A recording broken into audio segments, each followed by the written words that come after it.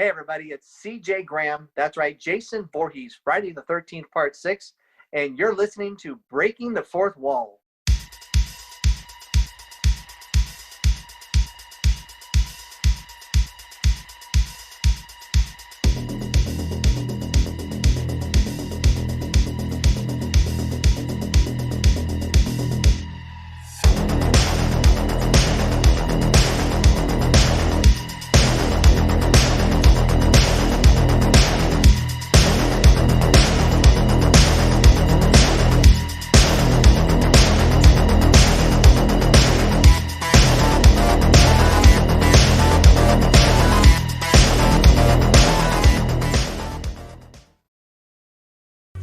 Hi, this is Dave from the Comic Collection, the ultimate comic store here in Feasterville, Pennsylvania, which is a suburb of Northeast Philadelphia.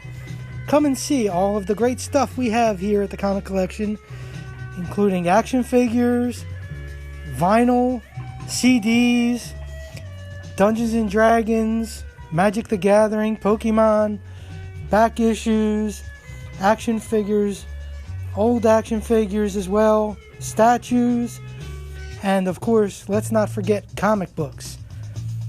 Come visit us at the Comic Collection at 83 Bustleton Pike, Feasterville, PA 19053, right next to Northeast Philadelphia. Come visit us. We'll look forward, and yes, we are open during this pandemic thing. Mark has always been the biggest champion of being able to insert himself into the right places whenever it comes to canon. He's always going to be a part in that. Like anytime, in any other episodes, whenever they do get off the Skywalker trilogy, but he's coming in and shit like that, whenever they do the ghost of him or Obi-Wan or Yoda, anything like that, if it's his ability, if it's his opportunity to actually insert himself into it, he will always be there. And he's like the only actor from the original group who lends himself that way. Yeah, other than Harrison, obviously, but even if he's not playing Luke Skywalker, he'll be that drunk little fucking creature laughing at the casino machine. Or on Clone Wars and Rebels. Right. He did voice Darth Bane. Did voices in those, and and whenever there was a season where as Anakin he played he didn't play what was it as. He played a voice whenever Anakin was still just Anakin before he did the turn. Right. Whenever that one part in Rebels, he did like a whole season with that. And they're talking about Christian Hayden coming back, and he's never appeared as his own voice on anything. And his is probably the longest running, most appearances character there is in the entire Star Wars. Oh, we could talk about that because I'm happy for fucking Hayden getting that. Oh, I am too. Even though he's only going to be in the Vader outfit, I'm thrilled they're going to let him do that. I'm super thrilled as well. I just really wish that, I don't know if it's like his agent or if there was something going on there with Lucasfilms or with Disney whenever that part came through, that he wasn't allowed to play a part in this stuff. Where his likeness and everything that has already been established in the the prequels, that's who it is, and they didn't bring it in. What's that? No, I'm teasing with Serenity. She's playing with her hair. So. Oh, okay. I don't even see her. I just sat down. Oh, it's my quarantine hair. Haven't gotten a haircut in 6 months. But I'll be honest with you. I mean, if you could have the original actors back, like if they ever turned around and fucking, this will tell you how I feel about it. If they ever brought Jar Jar Binks to the Mandalorian, let Ahmed Best play him. Yeah. With Hayden Christensen, the only way I'm okay with Hayden Christensen coming back again is if I get to see him once again get dismembered and set on fire. That's the only thing good that he did in that whole fucking prequel trilogy. You're that much of a hater on him, bro? Really? You sound like me with Leonardo DiCaprio in Titanic too. Like, go ahead and drown that fucker again. He drowns again. What? DiCaprio So this drowning is again always- as long as we get to dismember Hayden Christensen. This is always my question whenever I run across this in any of the fan groups, or like whenever I've done different specials or whatever on stuff, like whenever the Star Wars people come out. The haters on Hayden, what did he do exactly to get this visceral response from you? Oh, just What terrible was- fucking actor. That's Which is weird, because if you watch anything outside of Star Wars with Hayden Christensen, he's a good actor. But Really, if you it go was- back and look at it, was Mark Hamill any better of an actor? Well, he whined his way through. Let's be Star real, Wars he was whined his his way best work. That's why he keeps lending himself to Star Wars. What the fuck else has he got? Okay. Not the Joker. I mean, he's actually more known currently as the Joker voice.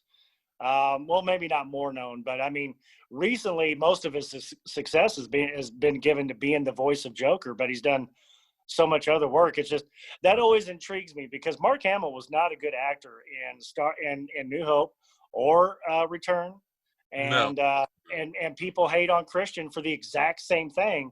I just wonder what it is that I don't think Is it's it so because much. he I got don't to be think a it's so pretty much. boy?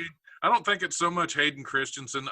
I think in episode 2 there is not an actor that could have pulled off a teenage Anakin that I wouldn't okay, have that's my wanted question. to. Is it the puberty part of it, or the I think part that's of him being- maybe he just played that really well, and that's why I hate him. I was about to say, Okay, or maybe he is was it a the really fact that he good got to actor be a- because he got the emotion out of you. Yeah, or is it because he got to be a pretty boy? Like, outside of Han's image, he's the only one who really got. Luke never got the opportunity to be a pretty boy, but He- you know, he isn't. He was before the accident. well, yeah, but I mean, like, that's what the role my develops until he loses his shit. He goes through puberty. You have a bow tie on? Yes. Yes, I do. Colin's having trouble getting in on Chrome for some Oh reason. shit! Sorry, I didn't see him popping up here. I'm not Do you letting know him in. about the? I'm so holding. do I'm you, holding. do you know about the Colin bow in. He's tie not allowed in yet. program? What's It's that? actually to a devil costume, but it's Christmassy, right? Okay. Nothing says Christmas like go to hell. Nothing says Christmas like the devil's bow tie. Yep. I left my tail in the other car. Damn shame, Serenity. You missed that episode of the Disgruntled Family Pictures. Me, Chris, and Don and Colin did it, and oh my God, some of the I don't know if you watched the episode, but God. Oh, I haven't, and I wish I could have. That was not a fun day. I'll show you later, but my daughter now has bunk beds. Scary No. as fuck, let me tell you. I know. Look what's behind me. Well, yeah. It's just not a good thing when she's sitting on the rail, you know? Can you hear me now? He doesn't have sound attached yet. He has to unmute it. Well, he's not even connected. He doesn't even have his audio connected yet. Now Oh. that's a serious devotion right there, Chris, because you're sitting there sparking a bowl with a cigarette in your hand. Fuck yeah, bro. I go all out. That's the way it is. Is that better? Beautiful. Yeah, that's perfect. It's so weird on my neck. I'm sorry. It's like, what's on my neck? I'm not used to this. Okay, so I am Melissa getting fractured her hip. Was that? Okay. Melissa fractured her hip. Oh no, is she all right? Well, obviously. I thought she was much younger than that. She doesn't look to be in her 70s. Yeah, I was gonna say she doesn't look 62. I don't understand. Oh, yeah, we're getting old here. It's icy. She lives in the mountains. She lives in Idaho Springs. Welcome back and- to Breaking the Fourth Hip. I don't even want to think about who has 4 hips and what you would do with them. Pop and lock. Oh, man. Octopus. Hey, All right. that's So we all know that one of the major topics of conversation is going to be Mandalorian today. Is everybody caught up on the final episode? Never heard of it. Hmm. because we're gonna trash the shit out of that episode. It was fucking horrible. Oh yeah, the whole series is kind of shit, you know. Oh yeah. I'm gonna roll with it during my segment. So that's gonna be my segment's gonna be a lot longer than usual, just unless you guys talk about it before then. But that's what I plan on doing. That's what I am gonna ambush you, just so you know. When do we get to review fucking like the Ewok movie? Come on, let's do that. I'm down for that anytime. Return to the Jedi. I'm down for it. Oh, okay. Or the I don't know which one it is, but I'll watch it. The Christmas special is fantastic. You can find that thing on YouTube. I had to watch that before I interviewed Bruce Valanche just to get an idea. I've got it. I've actually got it on my computer. We could definitely fucking screen share and fucking like kind of Mystery Science Theater 3000 it. I packed it up just because I'm putting a lot of stuff in storage, downsizing and everything here at the place. But I have a VHS of that movie. It's a 1979 release of it, straight from Henson or whatever. Like you were able to get out of the back of Mad Magazine back then. And I sent off, it was like $5.95 or some dumb shit. But I have it, and it's supposed to be worth a lot of money, but it's all fucked up and faded and everything, so I don't know. But I have it. I have the original copy of it. I just don't have a VCR or a VHS player anymore. Yeah, special. I've got it. I'll watch it. It's so fucking horrible. It's bad. It's so bad. Oh yeah. Hey, you know what? The holiday special brings up a good argument for the CGI Luke Skywalker, because let's remember what he looked like in the holiday special. That's true. He looked like a woman with fucking 3 pounds of makeup on. And I gotta see it.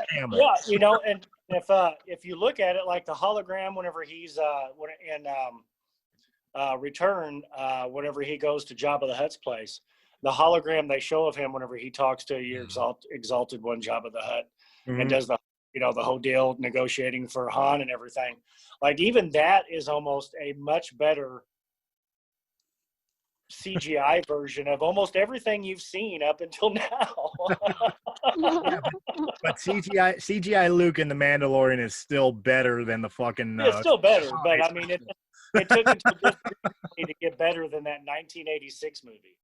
You know, so right, but I'm saying that CGI version was still better than the live action no CGI Mark Hamill in the holiday special. Oh fuck yeah, yeah, that was recorded in 1976 or 7, I think, and yeah, it's on a puppet show first of all, and then you can't use that as an excuse because Mark Hamill appeared as Luke Skywalker on the Muppet Show, and it was fun. Yeah, him and Han Solo and Leia, and all of them. They appeared. They had Chewbacca on there before too. Yep. Wow. And besides, the ultimate puppet to actor for Star Wars ratio was Sesame Street when R2 fell in love with a fire hydrant. Outstanding. Yeah, I remember that. That's a really deep cultural reference because that was like super overlooked because it was almost borderline fucking gay. Yeah. And everybody was like, I don't think we saw that, and they just kind of let it go.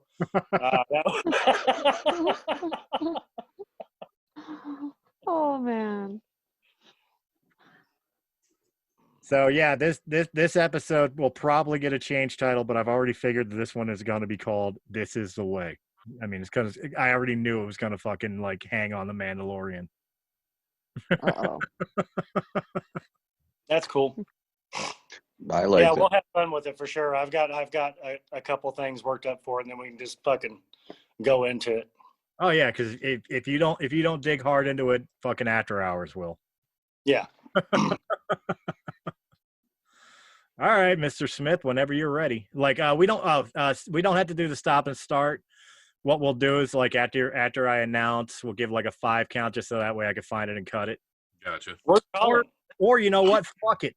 We'll do it like last week and we'll just do it with no intros. You know, like just. I'm good. However you want to do it. I'm just recording it. You're still running the show. It's fucking Christmas. Who wants? I'm a nobody, Stolle. I'm a nobody. It's okay. Oh shit. Whatever. You're the star of this show, dude. I just host. Nah. Are you alive, it's Colin? Santa. I'm here. Okay. chilling, All right.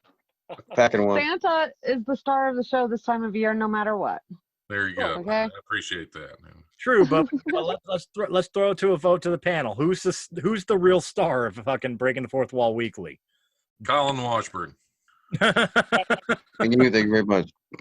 Totally, Colin. I I'd say think it's Don. Colin. Don, do you feel left out here? Just look at this screen. Do what? Puff, puff, pass. I'm all right. Three of it. Yeah. I mean, if 4 out of 5 of if it. you wanted, I could. I'll be the There oddball you out. go. I mean, One of these things is not one like way or another, I could figure it out. Hey, wait, I It's do season. have a CBD vape. Does that count? Close enough, I guess. That's I mean, close enough, yeah. Yeah. I'll go get it. yeah, Do it. I wouldn't be worth a shit on this show if I did that. I'd just kind of sit here. We're going to wait till after hours, and I'm then in you're a going to hit it naturally with us. high state, so I'm good. What somebody said is like, as fucked up as I am, could you imagine if I was high all the time? Jesus. It'd be really fun then. I think you would be too. Come on. After hours, you're getting stoned. No, We're calling Doobie Dash on you. Doobie DoorDash, yeah. There, now I could join the crew. All right. all No, right. Doobie Dash is the new delivery service for marijuana in Colorado. Yeah, I was gonna say I don't think we can get that in Ohio yet. Yeah. It's so sweet. Send it to my place in Michigan. See, I just worry I'd order from them and they just sit in their car and get high and forget they were supposed to drop some shit off. And while you're waiting for an it hour to get ago, high man. and forget that you ordered it. Or or I'd forget that I ordered to show up and be like, who the fuck are you?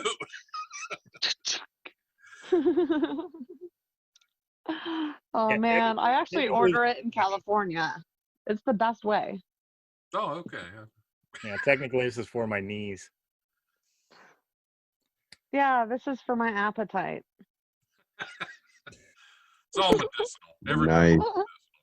She wants to get to a healthy size like Don Exactly. I'm trying. and me. I pick on Don, but I've got no room to talk either. So He does from the neck up for a reason. Exactly. oh Lord, whenever you're ready, Don. I'm ready. You're hosting this, son bitch. Go for it. All right, you tell me when I can go. Go. We're recording. We've been Oh, recording. hey, I'm welcome to recording. Breaking the Fourth Wall Weekly. We've been recording. I'm talking about my gut. That's awesome. I'm glad. Merry Christmas, everybody. Aren't you glad you're editing? I ain't editing shit. Perfect. Fuck that. I'll wait till we got a rich ass sponsor to fucking Doobie Dash or something to fucking turn around and pay for the editing. That's the sponsor we need. Yes. Definitely. Everybody put it up right now so that way Doobie Dash sees they can, we need CBD, we need the normal stuff. There you go. Come on. You want to show the sponsor, we want you to sponsor us. And I'm sure a couple of the members probably would like samples. Preferably will be paid in samples, but it's Right. up to you. I'll take the other green. You guys can have the rest. Oh no, we can be paid in samples. I'll just sell it. Right. I know Wait how a to flip minute. that shit. If we're rationing things here, Well, I am your host, Mr. Christopher Stolle, and joining me as always are the weed heads of the group. Starting off first and foremost with Mr. Colin Washburn. I did that because you just took a hit and I wanted to see you try to talk and hold it. oh, thanks, Chris. Yeah.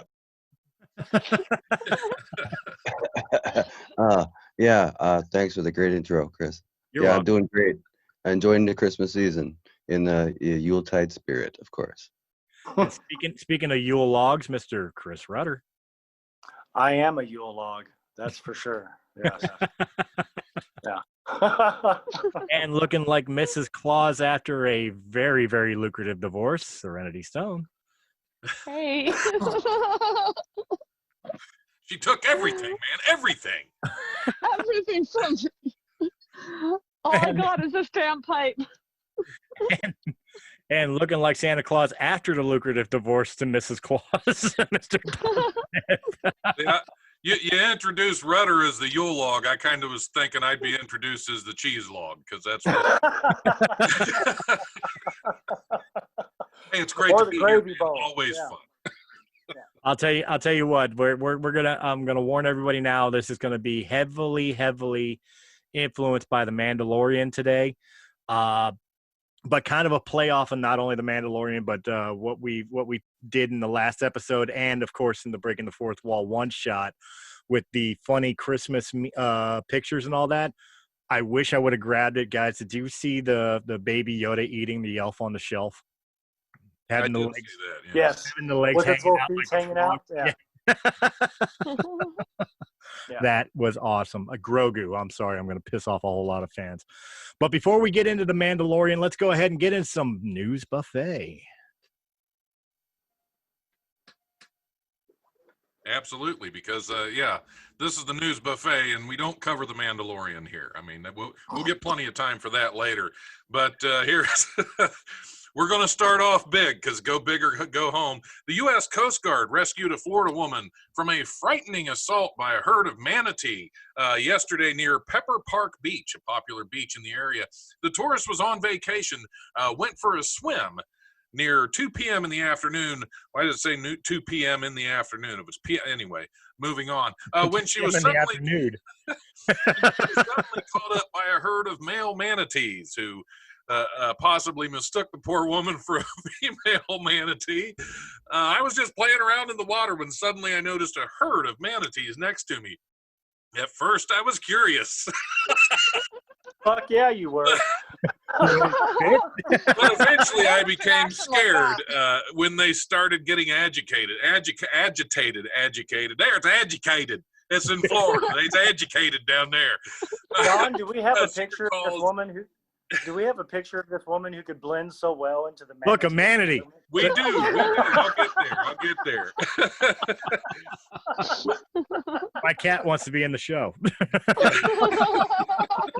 What the But fuck only is your this tail. woman doing swimming so fucking close to a herd of fucking sea cows? Unless she, in fact, looks like a sea cow. Yeah, I was going to say blending in is probably what she was doing. I do have a picture, but first a quote. Then something pulled my underwear, and as I gagged for air, this is straight out of 50 Shades of Grey Manatee. Something pulled my underwear, and as I gagged for air, I felt the crushing weight of one of the beasts on my back. How the fuck did the manatee know that it had to pull down the underwear first? As you're gagging for air, you're being vigorously humped by a manatee. Yes. I gagged for air. It was one of the beasts on her back, which now it's on the sexual offenders registry list. But yes, Leave all manatees. So the sea cow hadn't been milked for a while. yes, the sea cow. Oh my God! Can you imagine the look on this woman's face? Can you imagine the look on the manatee? Vigorously humped by Yep. sea cows. Can you I imagine? think she had a bigger smile. From the looks of the picture, she's gagging for air right now. That's She has her been gagging oath. the whole time. Yeah. That's her oath. But can you I imagine see the her look on the car. manatee's face when he finally realized that wasn't a manatee? You can envision it. It's that plane down there. Yeah. Oh yeah. Well, yeah. Guilty. That's the thing, because those manatee have to go home, and they're going to be telling that story for years. Fuck yeah. They get drunk. Remember that time you banged that one girl? That human? Yeah. This is going to turn into urban legend for the manatees. This will be handed down for generations upon generations. They'll be like, there was this one time. Exactly. You know what? She was just upset that the Warhols or whatever they're called, the fucking like the Narwhals? narwhals. Yeah, not Andy Warhol. That's a different dude. Totally The different. Warhols, they what I'm painted going the thing. She looked like a fucking soup can.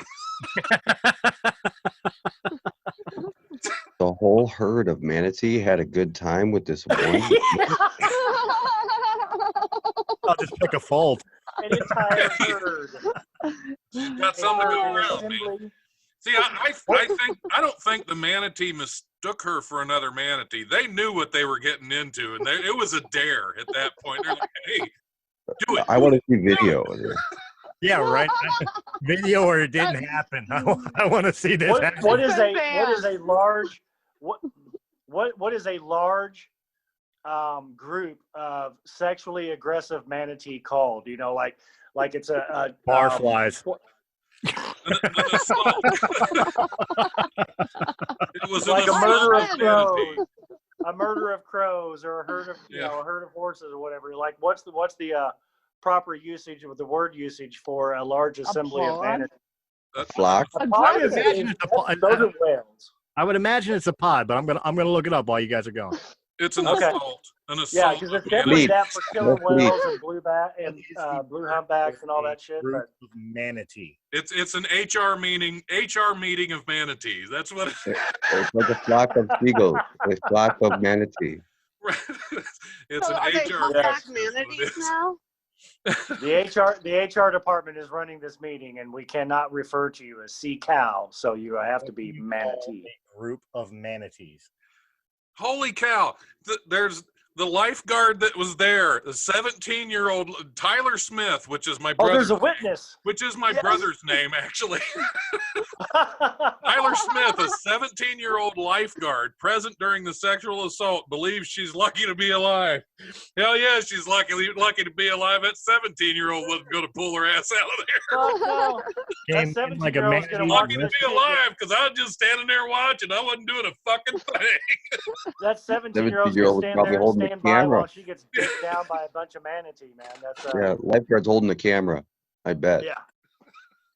Yeah, we No, should have I've some always- photographic evidence. I've always heard that dolphins got rapey. I didn't know that manatees did too. Yeah, it's always dolphins wanting to show humans their dicks. I'd never heard this about manatee for Yeah, sure. I got a whole new reason to go to Florida. Come on, vacation time. I'm go see me some manatee. It's been a while.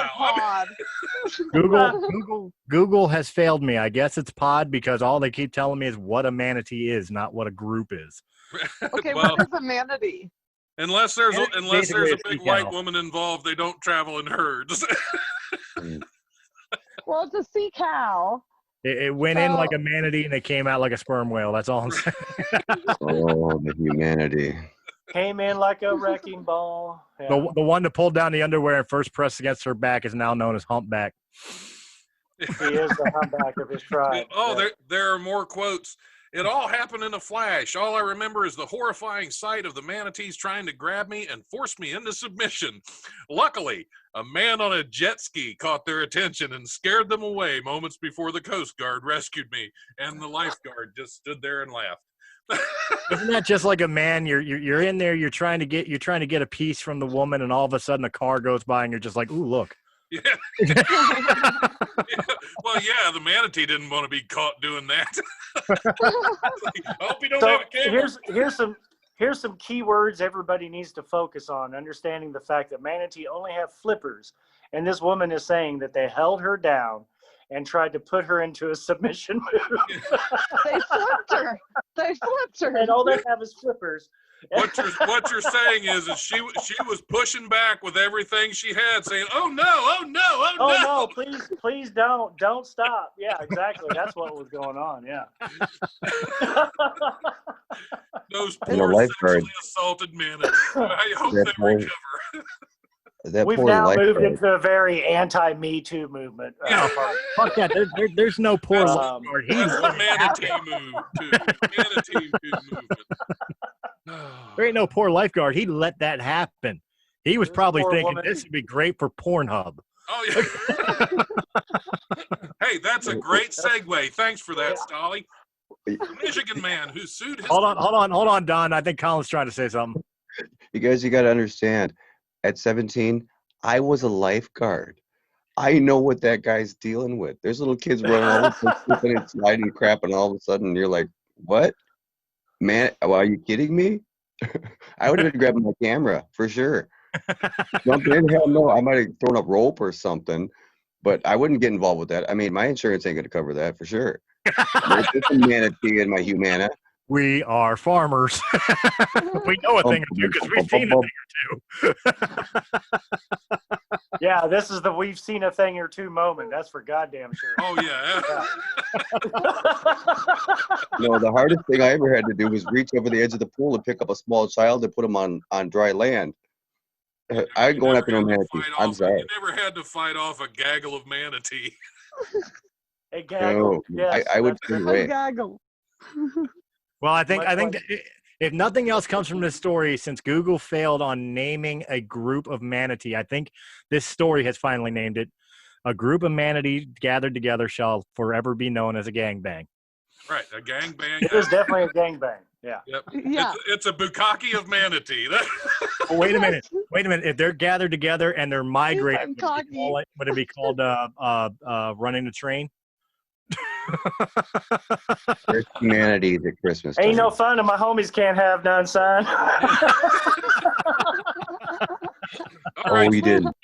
Speaking of Pornhub, a Michigan man who sued his parents for throwing out his prized pornography collection is now trying to collect a hefty reimbursement from them. In a ruling handed down Wednesday by U.S. District Judge Paul Maloney of Baloney. Mahoney would have been better. You can see Mahoney from Police Academy. Baloney. Yeah. Judge Paul Maloney in the ruling, Beth and Paul Working, Werking, Working will have to pay their son David, 42 years old, as much as $75,000 for destroying the porn. David Working won a summary judgment in the case, and he and his parents have until mid-February to file written submissions on the damages. In the lawsuit, the younger Working valued the property at an estimated $25,000, but his attorney, Miles Greengard, told the outlet that we have asked the court for treble damages, which we believe are warranted given the wanton destruction of the property. He added, this was a collection of often irreplaceable items, and property. Yeah, but you know what? They dropped down the value because you got to imagine what damage has he done to those collections over the years. Hang on. I'm sure pages were sticking together. Hang on just a minute. This guy's 42 years old, and mom and dad threw away his pornography collection. That means this 42-year-old lives at home with his mom and dad. Yes, Working moved into his parents' and house. He sued his mom and dad after they were like, fuck this shit. All this dude does is sit down in the basement jacking off all the fucking day. And he sues him for it. Hey, Chris, stop laughing at me. Chris, stop laughing at me. I've got $7,500 coming my way. Working moved into his parents' home in Glen Haven on the state's eastern shore of Lake Michigan in 2016 after he got divorced. After he moved to Muncie, Indiana a few years later, Working discovered he was missing 12 boxes of pornographic films and magazines. He likes variety. Working it. I think I can guess on the reason why he's divorced. Right? How much of that was home movies? None. His ex-wife is like, fuck yeah. Yeah. Yeah. How much of it was home movies? None. Yeah. That boy got nothing. Oh man. Yeah, there you go. That was the cause of the divorce. His wife's name was T. Just twerking. T Working. Oh. God. Wah, wah, wah. Exactly. Working. Yeah. Working. Oh, that's horrible. That is a fruitcake for Christmas right there. That's the type of joke that was. Oh, exactly. And it was on such a great story too. It was. Yeah. Paul Working apparently confessed to destroying the collection in an email saying, frankly, David, I did you a big favor getting rid of all this stuff. In other emails, he told his son he was shocked by many scenes in the collection which he claimed depicted incestuous sexual relationship, sex with animals, sexual assault, and slavery, and probably a handful of manatee. and by handful. We mean flipper full. Wait a minute. The dad, Paul, So he as he was throwing it out, he was popping the shit in to see what it was Oh before. yeah, Dad's he checking didn't it throw out shit anyway. out. He didn't throw a damn thing out. He was watching it, and the mother caught the father watching that What shit. are you Threw it doing, out. Harold? Yeah. Exactly. Right? 2 midgets in a dresser drawer. Oh my God. Yep. He also told his son he would have done the same thing, and he found a kilo of crack cocaine. Yep. After you smoked some to make sure what it was, you freak. Yeah. It's fucking hard. This crack is too good for you, son. I'm throwing it out, or I'm keeping half of it. Yeah, Oh, I don't know if you Tell can it. handle this, boy. I'm gonna have to take care of some of this for you. You know what? The only thing I'm taking away from this this thing is that there's money in porn. Porn collecting, not doing, not Exactly. starring in. I'm gonna have There's to money see in what my porn collection's worth. every And by time I drive my by collection, I mean all those there's a movies I line. was in. So here's a funny story relating to exactly that. I have because in the 80s I worked at a comic book store here in Southern Indiana. It's called Book Broker, and they had movies, VHSs. You could do the rentals and all that shit. Blah blah blah. Anyways, whenever the verdict came out about Tracy Lords, about the fact that she was in these movies as only a 16-year-old and all this shit, you had to pull all of her movies off the shelves. And the owner of the store was like, Chris, do you want these? I was like, fuck yeah. So I still have all of these in their original cartons, the original cardboards and everything. I have all 3 of the Tracy Lords movies, and it's worth like fucking $8,000 or $9,000. It's There you stupid. go. I don't know how you would list it and actually sell it, but I mean, that's Kitty. Yeah, because as soon as you do, you're popped for kiddie porn. Yeah, it's kid porn, right? Yeah, Yeah, so I mean, that's Steve. You realize this show will be broadcast, right? I get it. That's what I was I about to say. Does 16 anybody years else old. feel a blue dot? Does anybody I was else six- feel a blue I dot was- appearing on Google Maps Check right it over out. Chris' house I'm right now? totally cool with this conversation. I was 16 years old whenever Chuck gave it to me. That makes it better. He's got underage porn, and he was underage when he As was a given it. minor. So But- you're saying that man did the responsible thing and gave it to Definitely somebody did. in that Yes, age group. yes. He gave it to Good the for only him. 16-year-old Good in the for him. whole group. That's right. Because every 16-year-old needs some good porn. Shit. $25,000 worth. What an odd zone It we. was the 80s, Otherwise- goddammit. We were all doing cocaine. It didn't matter Yeah, if you were 16. Otherwise, you'll end up like this. Cocaine. Otherwise, you'll end up like the dude in this next story. Are we ready for the next one? Sure. Yeah. All right, because we're going to bring it down a notch. We're going. Even lower. Oh, Good luck. We're all on Uh-oh. eggnog. All right. Akimbo Abwebwe, a 29-year-old, yes, Akimbo Abwebwe, a 29-year-old zoo intern originally from Gabon, was found guilty of feeding sedatives to Big George. Sorry, I couldn't get Curious past it. George. One of the zoo's top attractions and partaking in sexual activity with the sedated animal. According to unreleased video footage, Abwebwe proceeded to insert inside his mouth for several minutes, but apparently overestimated the strength of the medication, leading the animal to wake up and lash back at the zookeeper. What kind of animal was it? Please. His conduct was clearly inappropriate, reckless, and dangerous for the animal as well, he explained. What, Oh, man. what kind of animal was it? What It was a gorilla. gorilla? So he was fucking a Bill gorilla. being He a was fucking sucking- razorback. He wasn't. He was sucking one off. He was sucking off a gorilla. What? He Bill Oh my Cosby'd a fucking gorilla God. and then proceeded to fellatio him. Right. Exactly. He knocked him out and said, "Well, now that he's down, let's see if I gorillas in can." the myth. What Was- he accidentally fed him the sedative and then tried to suck start him. That's what happened. Good God. Oh, They're roofing everything. And I guarantee you that video was in the collection of the previous story. Yes, Oh, it's yeah, just at least a an couple ignorant shots of it was, yeah.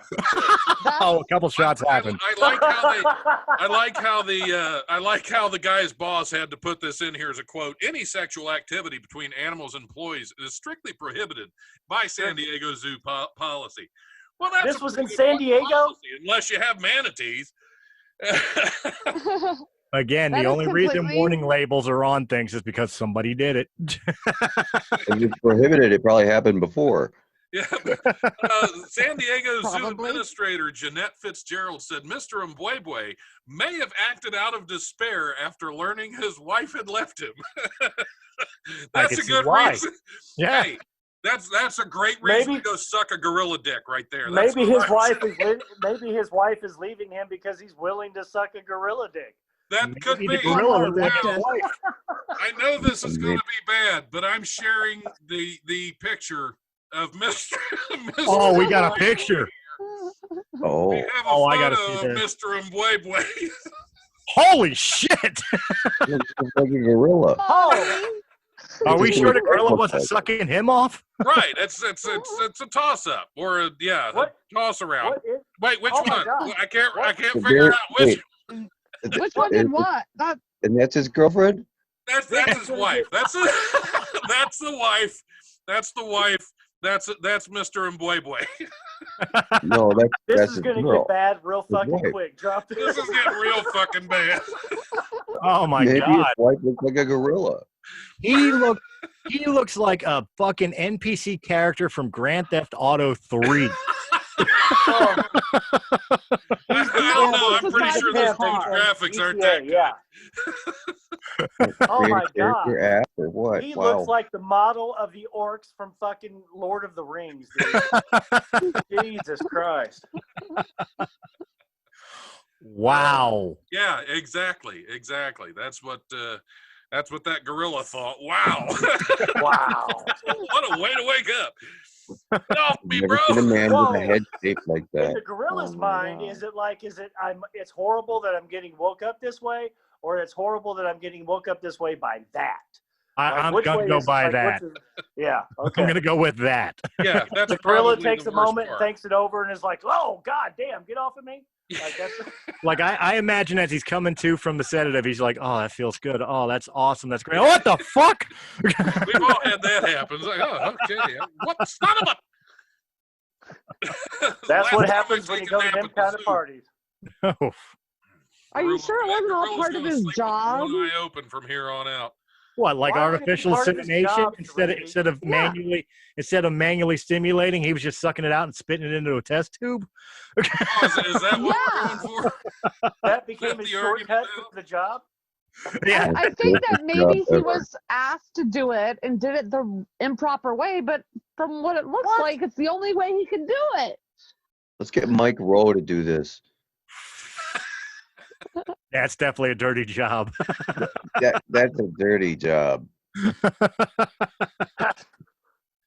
I mean, like, they do it to other animals. How do you think they do it? They What's don't funny- fucking blow them. No, What's it's fun- not, what's- not But that they way. don't have a mouth that size either. That's not how that works. What- That what's is not funny with the in Mike any Rowe? of the fucking It works. manuals. I promise you. What's It is funny a with the benefit Mike Rowe reference is it started when the gorilla was sedated. It was a dirty job. When the gorilla woke up, it was the deadliest catch.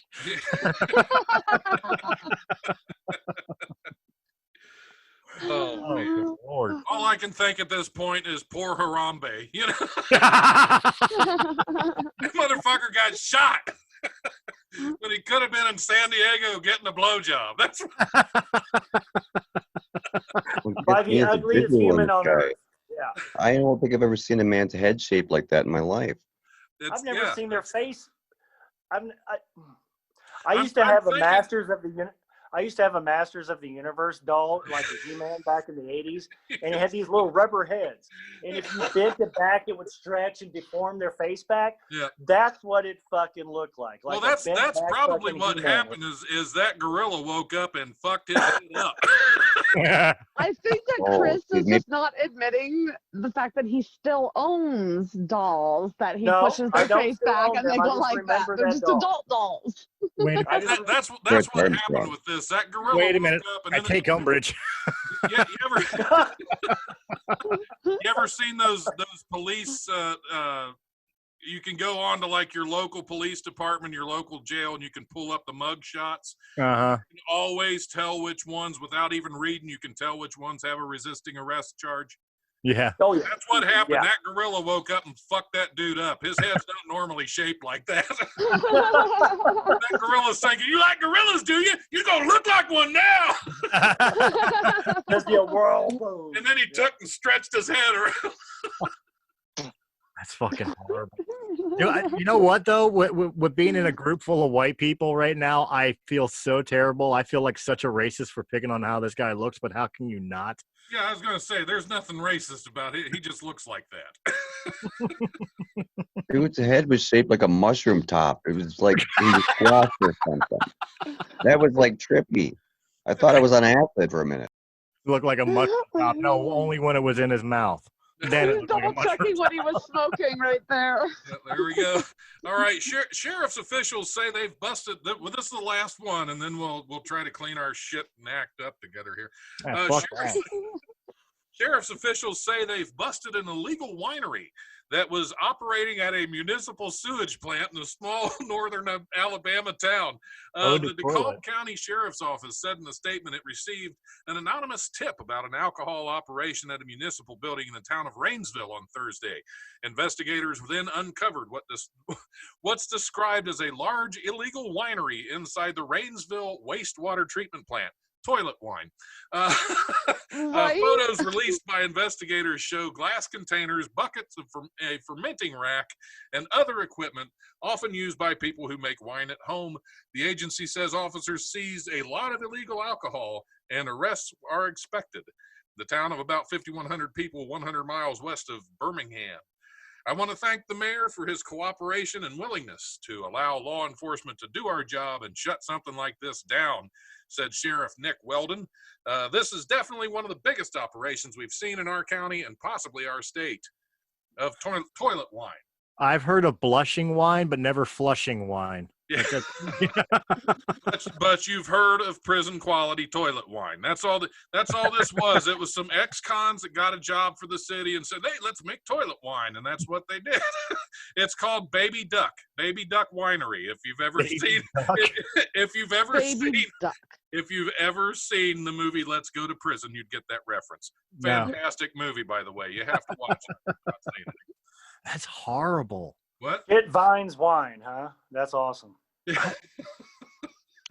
Dude, how many people, like, I'm envisioning like the scene from Ace Ventura when they turned the girl around and you saw that the dick was tucked and everybody just started throwing up. I'm imagining once the word came out that this wine was made with toilet water, everybody was doing that. Like, Couldn't they tell? I mean, it's usually rosé, blanc, but the brown ones you never want to pick up. Yeah, that's called Alabama brown water wine right there. That's the best you can get. Taste a little. You can really taste the formaldehyde. Makes it pop. How long is it aged? I could just see this 3. scene. You want to I put could some just see cleaner this in scene there? with- Is that? I could just see this scene with fucking old Billy Ray with his overalls, one strap over, and he's like, "It's got a little bit of a smell, but boy, that kick is good." Well, you'll definitely want to watch Let's Go to Prison. It's a fantastic movie. I'm trying to think of who's in it. hey, Bobby Joe, put that shine down and taste this shit.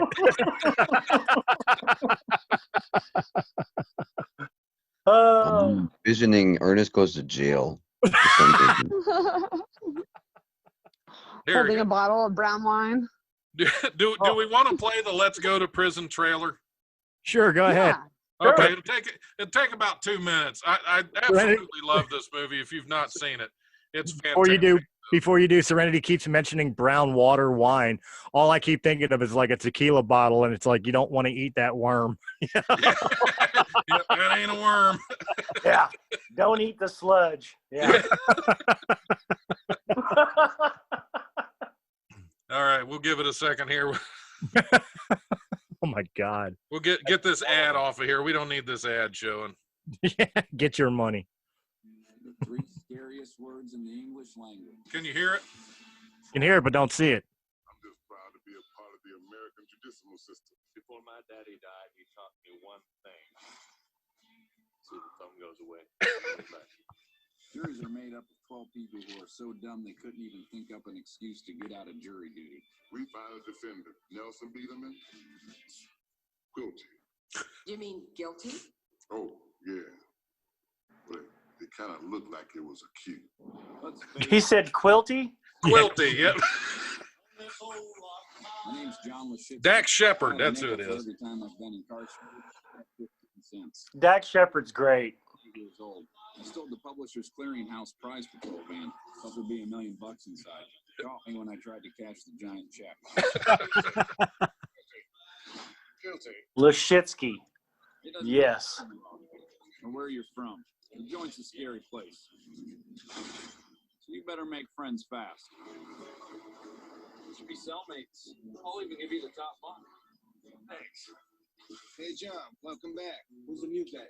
Nelson Biederman IV. Hi. Damn.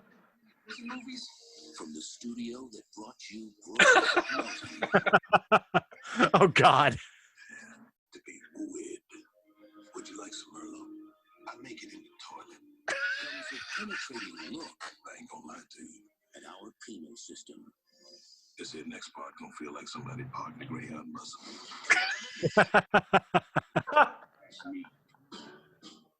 That ain't me.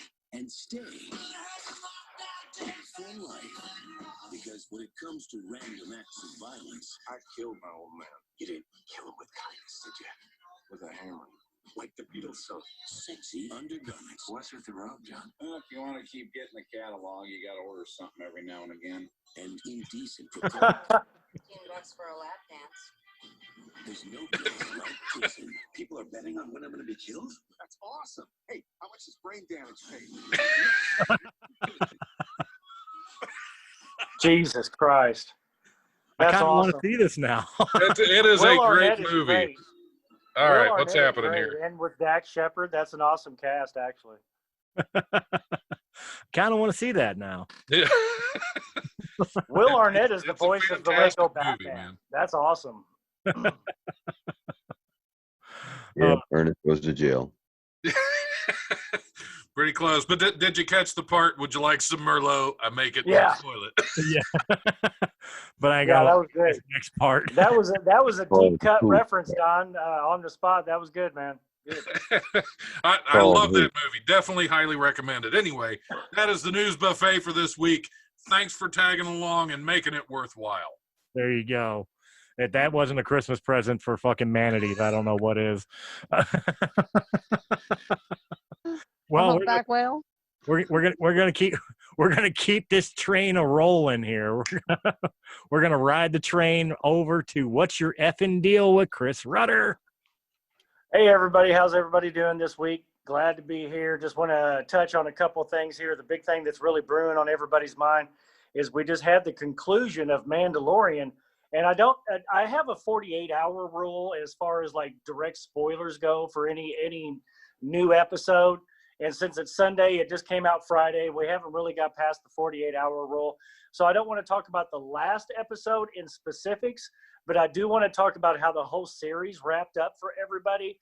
And we could touch on some of the stuff from this last episode.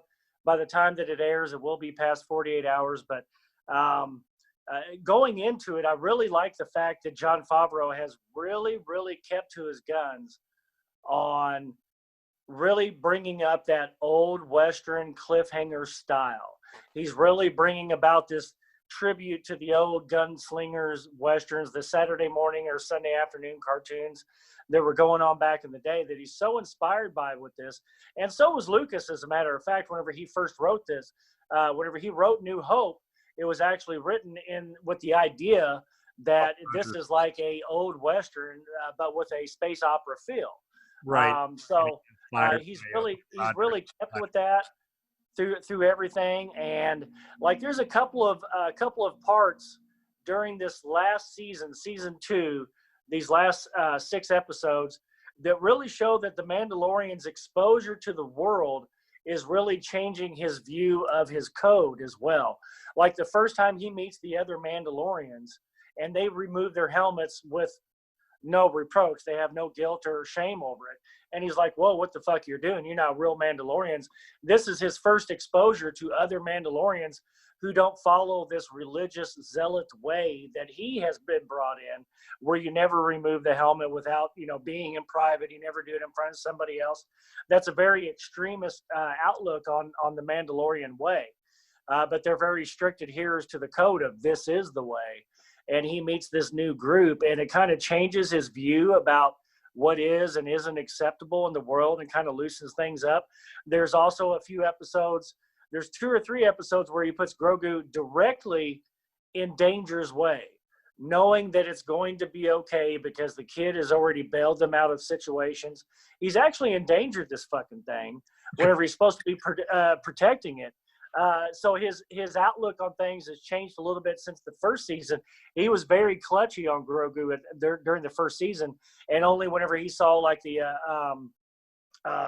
interaction with the bull there on Tatooine, whenever he made it float and everything, and then a couple of other things in season 1. It wasn't until after that stuff had happened that he would actually directly put this kid in harm's way and be like, yeah, he's going to help out or everything's going to work out. The kid fucking always comes out on the other side. It's like a total change in direction and change in mood where it's almost very comical and loose, whereas the first season, it was very uptight and structured. There's been a very direct or linear change during this second season where you're able to see some actual comedy coming out in this. And I think that that's a really cool look at it. And then going into this last episode, the way the season closes out, I think that it really brings in some raw emotion.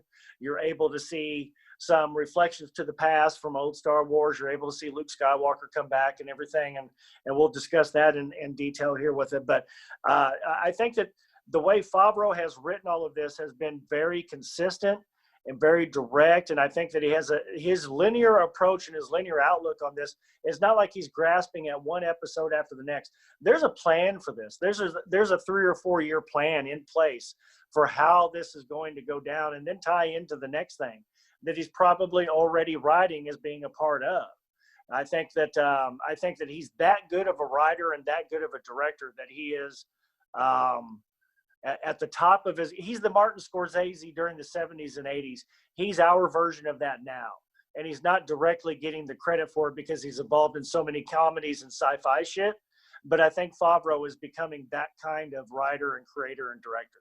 Well, I definitely don't want to. Favreau. This is the same Favreau that was in the what the hell the Guardians, or not the Guardians, but yeah, the Avengers, and yeah, that's the actor. Because I didn't know he was a writer and director, and he was actually Tony Stark's chauffeur. The last 3 Avengers or the last 2 Avengers movies, he's actually an executive producer on those movies. So I mean, his voice is just he's like John Apatow, larger than life, but he's way beyond comedy. And he's actually appearing in these movies and stealing scenes. There's a few scenes with him that you remember directly from Iron Man that he made funny, not Downey. He made it funny. Yeah.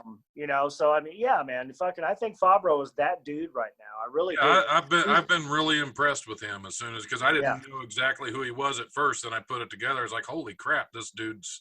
Yeah. I mean, his involvement with Star Wars is awesome. And you figure, okay, no matter what universe you're looking at, either it's a Star Wars universe, Star Trek universe, the Marvel, the DC, whatever universe you're looking at, nobody's going to argue if somebody says, so Iron Man's chauffeur is going to deal with Star Wars and take care of that for us. I don't think anybody would argue with that in the entire universe, in our natural, real life universe.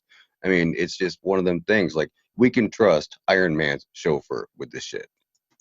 We also, I don't want to take away from Jon Favreau because he has been doing a phenomenal job. And of course, he's done great things in Star Wars in front of the camera. He was a part of the sequel trilogy.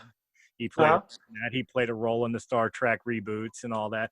But I mean, he was an EP on all of the above, and a writer contributor. So I mean, his breadth of work is phenomenal. But I mean, I definitely don't want to take away from the guy who basically launched the MCU with Iron Man. I don't want to take away from the guy who created an instant Christmas classic, although I'm not a fan of it, Elf. You know, he's done Yeah. great. He's done great things in his life, but we also got to remember there's another name we got to throw in there, and this guy has been consistent with Star Wars since he was working with Lucas, and that's Dave Filoni. Dave Filoni has also helped Favreau keep this on track, and I think both of them have proven beyond a shadow of a doubt. Lucasfilm, give them a goddamn movie. Let them make a They're movie, an incredible team. They really are. you know. Yeah, they got great chemistry. The way they rate, the way they orchestrate things. I don't think they could have picked a better I couple think guys. Fabbroni gets credits as an executive assistant and also co-director, and I think he's the lead writer for some of it, even though Favreau was given writer credentials. I think Fabbroni is actually like lead writer on the staff. So, yeah. Yeah, and again, you know, you want to talk about lineage. We talked about Jon Favreau's lineage. Dave Filoni is literally talked about as the Padawan of George Lucas. I mean, Yeah, he sat at his Clone knee. Wars, Yeah. Rebels, those are all his. You know, the creation of one of the most beloved modern characters in Star Wars, Ahsoka Tano, was his. That's his brainchild. That's why the episode he directed this season had Ahsoka in it, because it's and she was inserted and became canon, even though she wasn't originally considered canon. It took almost 15 years for her to be inserted and be part of the canon of the Skywalker stories. And you know, that's what made, I think it was episode 4 whenever she made that appearance. Having her come in, it was just like, oh fuck, there she is. And then their choice of who's playing her, what better of a smoke show to actually come in and actually do this, but be able to pull it off in a credible way, both physically and acting wise, to be able to have that very calm demeanor and be able to command the scenes, each one that she's in. Rosario Dawson is just an incredible fucking choice. They could not have cast that better. And whenever that was being rumored about, I was like, oh my God, I hope they make that happen. Because there isn't anybody who could fit that profile of what Osaka was written as. If you go back and read the books that she first makes her appearances in, which came about the same time as Rebels, from the graphic novels and everything, like there's nobody else who could pull off looking like her, because she was, even in the comics, she was a smoke show. Oh yeah, you know, so like having her be that way is just fucking awesome, dude. I mean, this show, as far as like guest appearances and people playing canon material or past material, I mean, this show has had like the Batman villain syndrome. Like, you think of all the Batman movies, and most of them are perfectly cast. And in Mandalorian, I mean, you can't get better than Rosario Dawson as Ahsoka. You can't get no better than Timothy Oliphant playing the sheriff on Tatooine.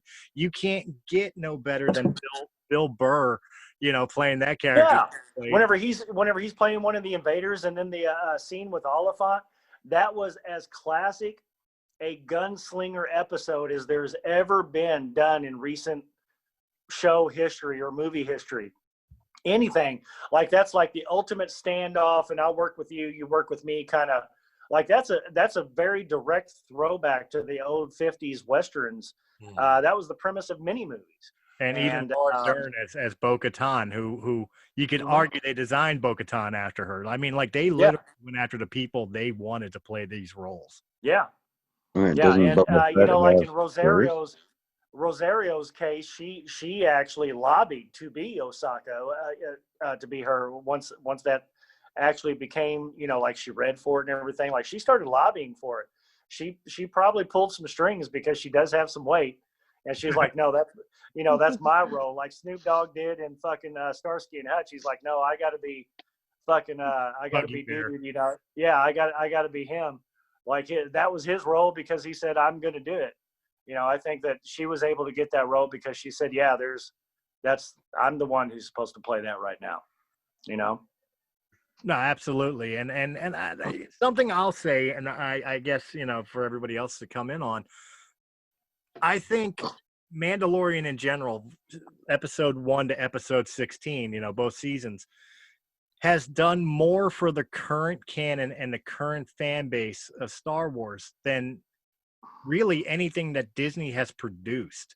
And that's pretty sad because of the fact that when you look at The Mandalorian, yes, it's beautifully shot, it's simple story arcs and stuff like that, but it's doing better with the fan base than 5 motion pictures. Well, and the funny thing about it is that it's actually recreated or reinstated a lot of faith from a lot of old school people who are huge diehard Star Wars fans like me from the last 4 or 5 Skywalker movies. Is like, man, we really need something that's going to step it up because there's so many complaints about the last 6 movies.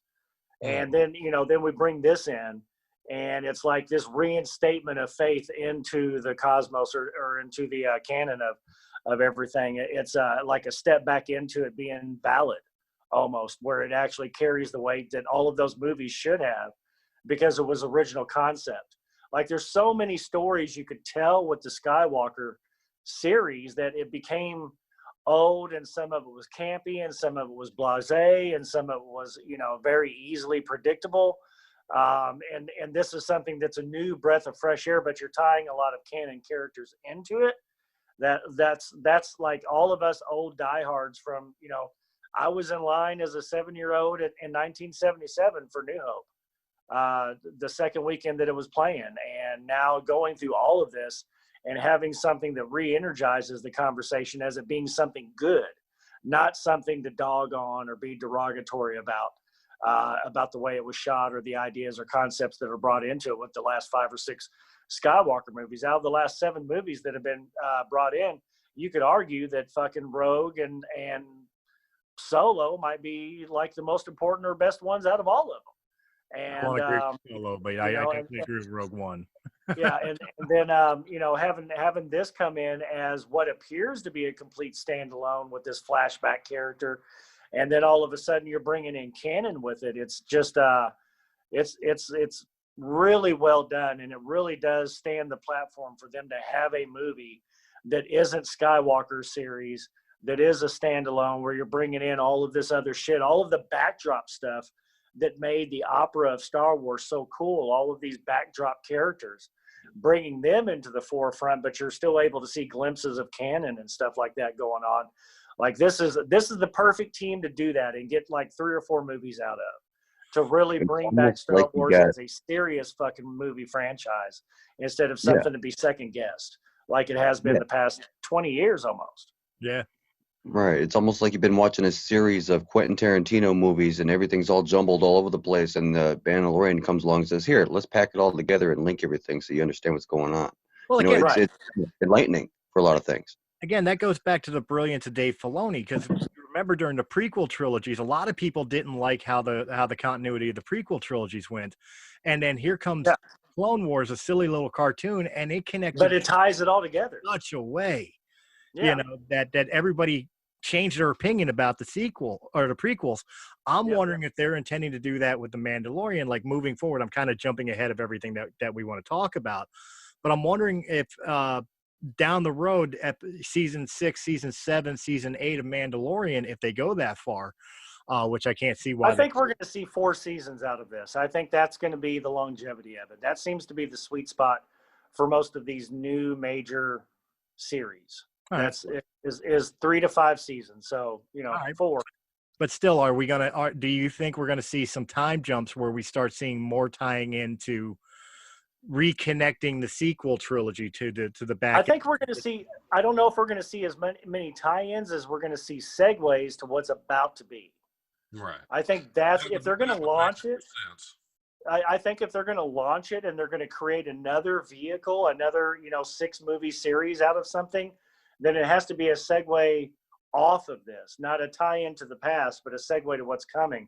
To be able to, it's not going to be the Mandalorian. It's going to be somebody else that you're able to create this series about. And maybe it's about Rosario. Stories. A dozen, probably. There's probably a dozen character stories that they can go back in storylines and we haven't seen Thrall yet. We will with this series. All these people. And that's the exciting part, is they're going to bring forth all these different characters that, unless you studied and read any of the book stuff, you really don't know who these characters are unless you research. Well, now there's a lot more interest, and people are actually researching and they're blogging about this different thing. There's all these different characters and this information, and it's exciting because all the fans are like stirred up. And the first appearance of Thrall during this series, whenever we see Commander Thrall, It's going to be like, oh my fucking God, like we know what's going to come next. There's your next 3 fucking movies. I promise you. I don't Right. think he's appearing in Mandalorian. I think he's going to appear in the Ahsoka show. I think because of the fact that Well, they either way, that's in your movie, her own though. spin-off show. She's searching for Thrawn. I think Grand Admiral That- Thrawn will appear. That's your movie because you are also able to see Skywalker and Ahsoka. You're able to see the past of Darth Vader. You're able to see the Jedi tie-ins with Thrall. There's so much that encompasses his 3 books where he ties in all of this shit with all the lineages and all the canon and everything. That's your movie series. So however they introduce him, it's going to be like, oh my fucking God moment. Oh, yeah. Everybody who's a fan, if they know what's up, they're going to be like, that's the next fucking movie series. And that's going to be super exciting because it's able to, everything is not focused on Darth Vader. Everything's not focused on the Jedi. Everything is more focused on about the kind of underlying dirty part of the politics of everything, the assassination attempts, all of the backhanded shit and everything that goes on behind the Emperor within, the Empire and everything. And even though we're in a post-Emperor part of everything, it's already been established that he can't be brought back or his influence can't be seen. So, but again, they did tie that in. They tied that in this last episode because again they were after Grogu's blood, and the reason they wanted Grogu's blood was, I'm going to use the dirty little M word in Star Wars fandom. The midichlorians in Grogu is going to tie into Snoke and the resurrection of the Emperor in the sequel trilogies. That's your first. Yeah, definitely tying in. Yeah, the path is definitely laid in there, and that's something that I said on my Mandalorian special is that obviously this has something to do with cloning, because in the second episode the first season, you see the guy back there with the advisor and everything whenever the Mandalorians first put on the trail of protecting Grogu. The guy is wearing a cloner's bracelet, so he's obviously part of the cloners guild.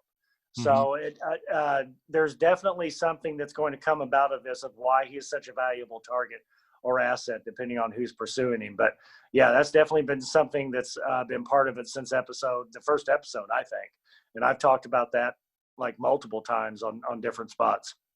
Well, seeing that Serenity's not overly thrilled, if you don't mind, Chris, I'm going to go ahead and say the question that needs to be said. Before I do, guys, heavy spoiler alert. If you have not finished the season of Mandalorian, if you have not gotten to the last episode and you've managed to remain spoiler free because nobody's following the spoiler warnings right now. Yeah. With this show, let's talk about it, because I know even Serenity would probably want to jump in on this. Let's talk about the return of Luke Skywalker. Come on, we had a conversation a little bit. Who's that? Yeah.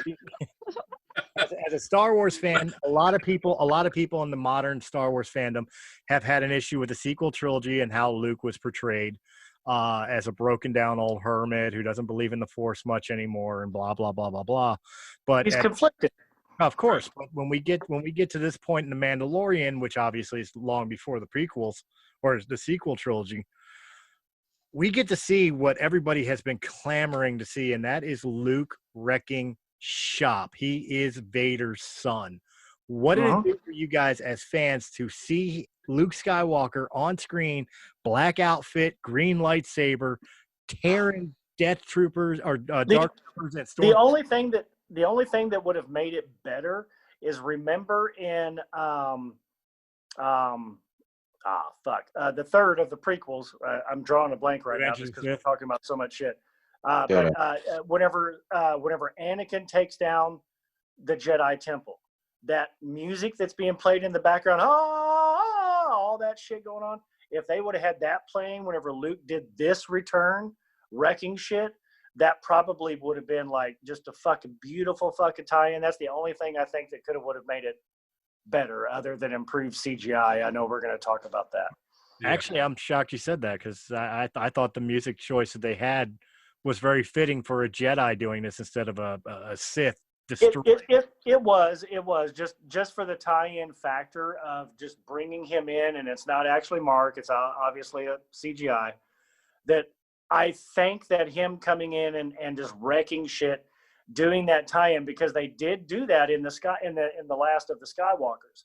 They did duplicate 2 music scenes, tying the 2 of them together. Okay, Right. so that's the only reason, or the only thing, I think, because it was such like a powerful, I'm just here fucking shit up for fucking shit up's sake. Like, I don't really have to go this brutal. I could have like stopped everything pretty simply, but instead I'm just fucking shit up. You guys said that Skywalker came back in The Mandalorian? Like, I haven't been watching. Y'all know that I don't watch that stuff. You're acting like, that like it's a dirty word. Like we're watching manatee porn. I don't watch black.com. Oh my God. Seriously. All that So stuff. Shame. Saying it is a little bit more difficult than thinking it. Okay, so I just, that's what she said. I'm not gonna. Yep. I'm not gonna put it out there yet, but that's cool. Skywalker's back, fucking shit up, man. I might watch that part of that episode. Well, it's literally the last 10 minutes of the episode, but I mean, from the fan base standpoint, a lot of the complaints of the sequel trilogy was that they wanted to see the all-powerful Luke Skywalker Jedi Master. Because we missed so much of it during the movies. We see him being like a little bitch-ass punk. We see him being kind of washed up or not wanting to do it. Right. Like, we don't see him being like, getting into the battle-hardened part that makes him a real Jedi Master, like he's portrayed in the last 3 movies. So, yeah. Well, We need some fill-in material. Fill in the middle, right? Some meat. Well, that's kind of why I'm asking the question, is that, it was great to watch Luke walk down that hallway and just wreck shop. But at the same time, was it a little bit, did it feel earned, or was it more fan service? Just basically like, here you go, now you can shut up. Oh, it's definitely cliffhanger fan service for sure. It definitely didn't really improve the story one way or the other. It made for a very emotional scene, however, and that's what's going to tie us all in to be able to wait till next September. That's the super serious cliffhanger approach that Favreau has adopted with this. And I think that this was like, wasn't so much a cop-out, but it was just like a tip of the hat to what's about to come out. And the fact that, he's pleasing the fans with this. I think it was like a super, like, that cheap pop you get in wrestling, Chris. Mm-hmm. I think this was that cheap pop moment. Bingo. Okay, wait. So you said it's an emotional scene. So as they're playing him walking through the hallway, are like the guys' families there witnessing it, or like? No, it's not emotional that way. Yeah, that's not the emotional part when he's cutting the shit out things. No, he's talking. The emotional part he's talking about is the goodbye between Grogu and the Mandalorian. When Luke came, literally the reason Luke came was to take Grogu and train him to be a Jedi. So as Luke's standing there and trying to get Grogu to come with him, the Mandalorian and Grogu, the baby Yoda, have a moment where like Grogu or Mandalorian has to say it's okay for him to go. Yeah, yes, and it's like a very tearjerker kind of scene, really. It was really touching when you break it down to its real essentials of one actor standing there with a CGI character and a puppet, and it made you cry. They really did do a excellent job on that scene. You're both cheering and crying at the same time. It's like everything that like our childhood memories of what Star Wars did to us. This is kind of like a reenactment, real-time moment of that, where you're able to, like what Return of the Jedi did, where everything seemed like it had closure whenever we were kids. It kind of brings everything together in an emotional way, but it's also victorious at the same time. I will admit I'm pissed off at that scene. I really am. Because Return of the Jedi? No, in the Mandalorian when they're saying the goodbyes, because I'm sitting there, I'm trying to enjoy the show, I'm enjoying the show, and we get to the part where Din takes off the helmet and Grogu reaches up and starts patting his cheek, and right as that happens, somebody had to start fucking cutting onions, dude. Like it was like I ain't gonna lie, dude, I cried. it was so touching. He's crying right now. What are you talking about? I am, Look at those eyes. The He's reflection got of some the glass tears. is keeping it away. Yeah. No, man, it was definitely a tearjerker of a scene and a really cool way to rip everything up at the end and really hang everybody up for what's about to come next, which I think is going to be like this season was episode after episode of like a monster quest. Like every episode was a boss scene. And then, so I think next season is going to be reveal after reveal of all these deep cut characters that are actually main parts of canon if you have read all the books. But if you haven't read them, they're going to be like new fucking reveals. You're going to be like, where'd this guy come from? I think there's going to be multiple moments of that in the next season because the way they're tying this up. Now Mandalorian is going to be solo and we're going to see glimpses of Grogu. So what does that mean? That Luke is now training Grogu. We're on the islands where Rey ends up catching up with him at the end and all that shit. So we see some, glimpses to that, some nods to the future. We see some, now Luke is actually instructing a young Yoda the way Yoda instructed him while he was young. Well, you have to remember something about Grogu though. He's baby Yoda, quote unquote, but he's 50 fucking years old. Right. Yeah, and I'm looking forward to this is a perpetuation of the Star Wars saga, the Star Wars world for the inevitable future. Yeah. I mean, it can be, there will always be, 50 years from now when Grogu is full-grown Grogu, they can still put out movies. Yeah, because the theory of Yoda and the Yazlatans and all that their race comes from is that they're during the first series, New Hope and Return and Empire Strikes Back. Yoda at that point is like 958 years old. So he's elderly, but he's only elderly because of times 100. He's basically a 95-year-old badass, but he's 950 years old. So at the age of 400, he's in his prime.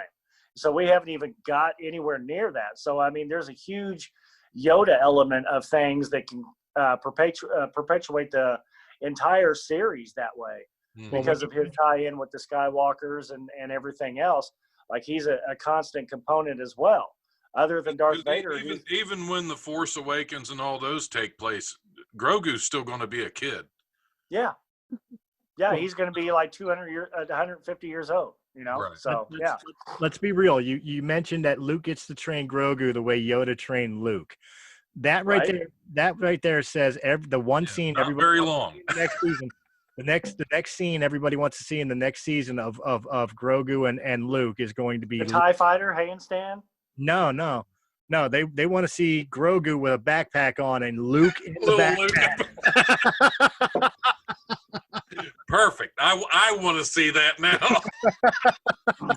You can just see him jumping through the swamp with that shit. That's great. Real juxtaposition. That's for sure. Yeah. Whenever you reverse everything on its head that way. Yeah. But let me ask you a opinion question piece, and this one's going to step into heavy spoilers because this episode did have an end credit scene, and this end credit scene, it sets up Boba Fett for his series, but the way it's presented. Is season 3 even going to follow Din, the Mandalorian, and Bo-Katan and all that, or is season 3 going to be following Boba Fett in what's now dubbed the Book of Boba? I think what you're going to see is a two-parter where you're able to see Boba now coming back, and you're able to see the Mandalorian continue. And these are going to be where the reveals come from. A double storyline, kind of. You'll see storyline. Yeah, I think these are going to be where the reveals come from because obviously Boba is going to go back to what's tied to the past, whereas the Mandalorian's going to do what they're going to be able to jump off to the future. So you're going to have these two storylines going on where Boba goes back to shit that we saw in past episodes, and Mandalorian is going to reveal to us what's coming up in future shit. So I think you're going to have these two storylines going on at once, where one chases down his past and the other one chases down the future. Well, here's a question. Here's a question for you, storyline with the story arc of Book of Bulba and all that. I'm going to ask the question, but I'm going to preface it with stating my own. I don't see a way Boba gets out of the Mandalorian alive. Are we going to see the actual death of Boba Fett by the end of the story arc? Yeah, because he does die during the Han Solo series. So that series of books, I believe it's 7 or 8 books, actually travels well past New Hope and everything and goes into this time period. Some of it's not considered canon, but some of it is, because you see Thrall and you also see Vader, and obviously with Skywalker and everything. It's the first series of books that you see Ahsoka. But Boba Fett does die during that series of books. So I think that's going to be something that we actually see. So that way there's actual real closure, because everybody knows he doesn't die in the Skylark pit, so. And then the second question I want to ask is tying into Din and Bo-Katan. Obviously, they're going to have that conflict over the Darksaber, but we are leading into, as comparison, we're leading into the later seasons of Game of Thrones, where we're going to have a second Mandalorian war, Battle for Mandalore. Is it going to be as grand scale as like Battle of the Bastards in Game of Thrones, in your opinion? Are they going to put the money into these episodes? I think that they're going to play it. I think that they're going to play it where the way they've done these 2 seasons, where they put the money into bringing in the right casting and shooting it the right way, and at the expense of some of the special effects. Because the previous conversation we were having before is, some of the letdown of the CGI effect and everything. Because there's actually a huge difference between the way you see Grogu from season 1. In season 2, there's actually a drop off of effects of the way that character looks. He looks more like a Muppet in season 2 than he did in season 1. So they've obviously devalued some of the CGI or special effects on him. I think that they're going to stay with that way, having that raw and kind of left to the imagination part of it, but injecting more story and having like superior character value, real actors playing these parts that they were meant for. Like we were talking about with Rosario. She's obviously born for that part at this point in time in history. 10 years from now, that may not be the case. We might find somebody else who's hotter and a better actress or whatever. But, as of right now, she's the perfect choice. Bill Burr being where he was in that. You're having these really high ticket actors coming in and playing these parts that really make the series good. I think that they're going to continue with that value. Now, I have one further question before I give you back your segment. Yeah. Sorry, I didn't mean to hijack it. No, it's all good, man. But I have one more question, and it's a particular scene, and it's the final scene right before they go to the credits, where Luke and R2 walk back to the elevator with Grogu.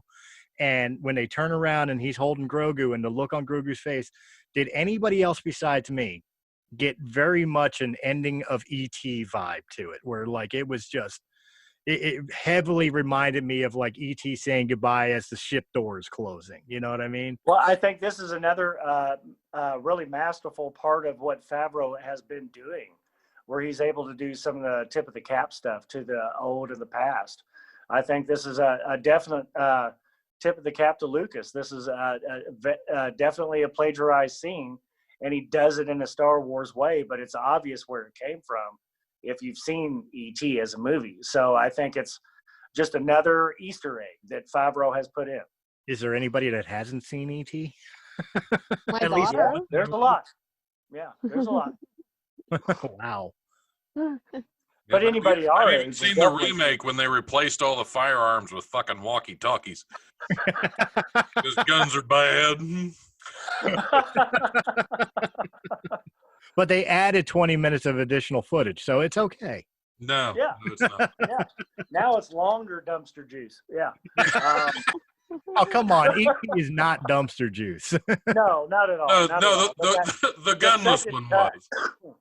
the second cut was dumpster juice if you saw the original whenever it came out, but whenever you saw the second do-over, whenever they added the extra scenes, and like Don said, they replaced the guns with the walkie-talkies and shit. I think South Park did an episode making fun of that, where they redid something, and everybody the guys were trying to shoot people with their walkie-talkies. Yeah, that's that is dumpster juice. Yeah. Other than that, though, the first one is like an all-time classic. That's a childhood classic that is the same on par with like Mary Poppins or fucking whatever. I mean, it's that iconic of a movie. But Don's gonna hate it when they do the re-release of Jaws, and they tone down all the violence of the shark eating people and replace it with the shark giving mouth hugs like San Diego Zoo. Right. Well, if you shoot the movie, the shark's gonna be so fucking old it ain't got teeth left at this point. It's gonna be Gummy the shark. They're just not even gonna call it Jaws anymore. They're gonna call it dentures, I think. You have to just send memes to people. If you watch a bigger walker. if you watch Jaws in reverse, it becomes a very endearing movie about a shark who gives back people their lost legs and arms. And so you're saying Jaws is kind of like a country song. Yeah. Good God. No, a country song would be Twister in reverse. Yeah. Here comes my truck. Here comes my truck. I knew she'd There's come. my cow. My truck came back. My house came back. The cow came back. No sign of the wife. It's a good day.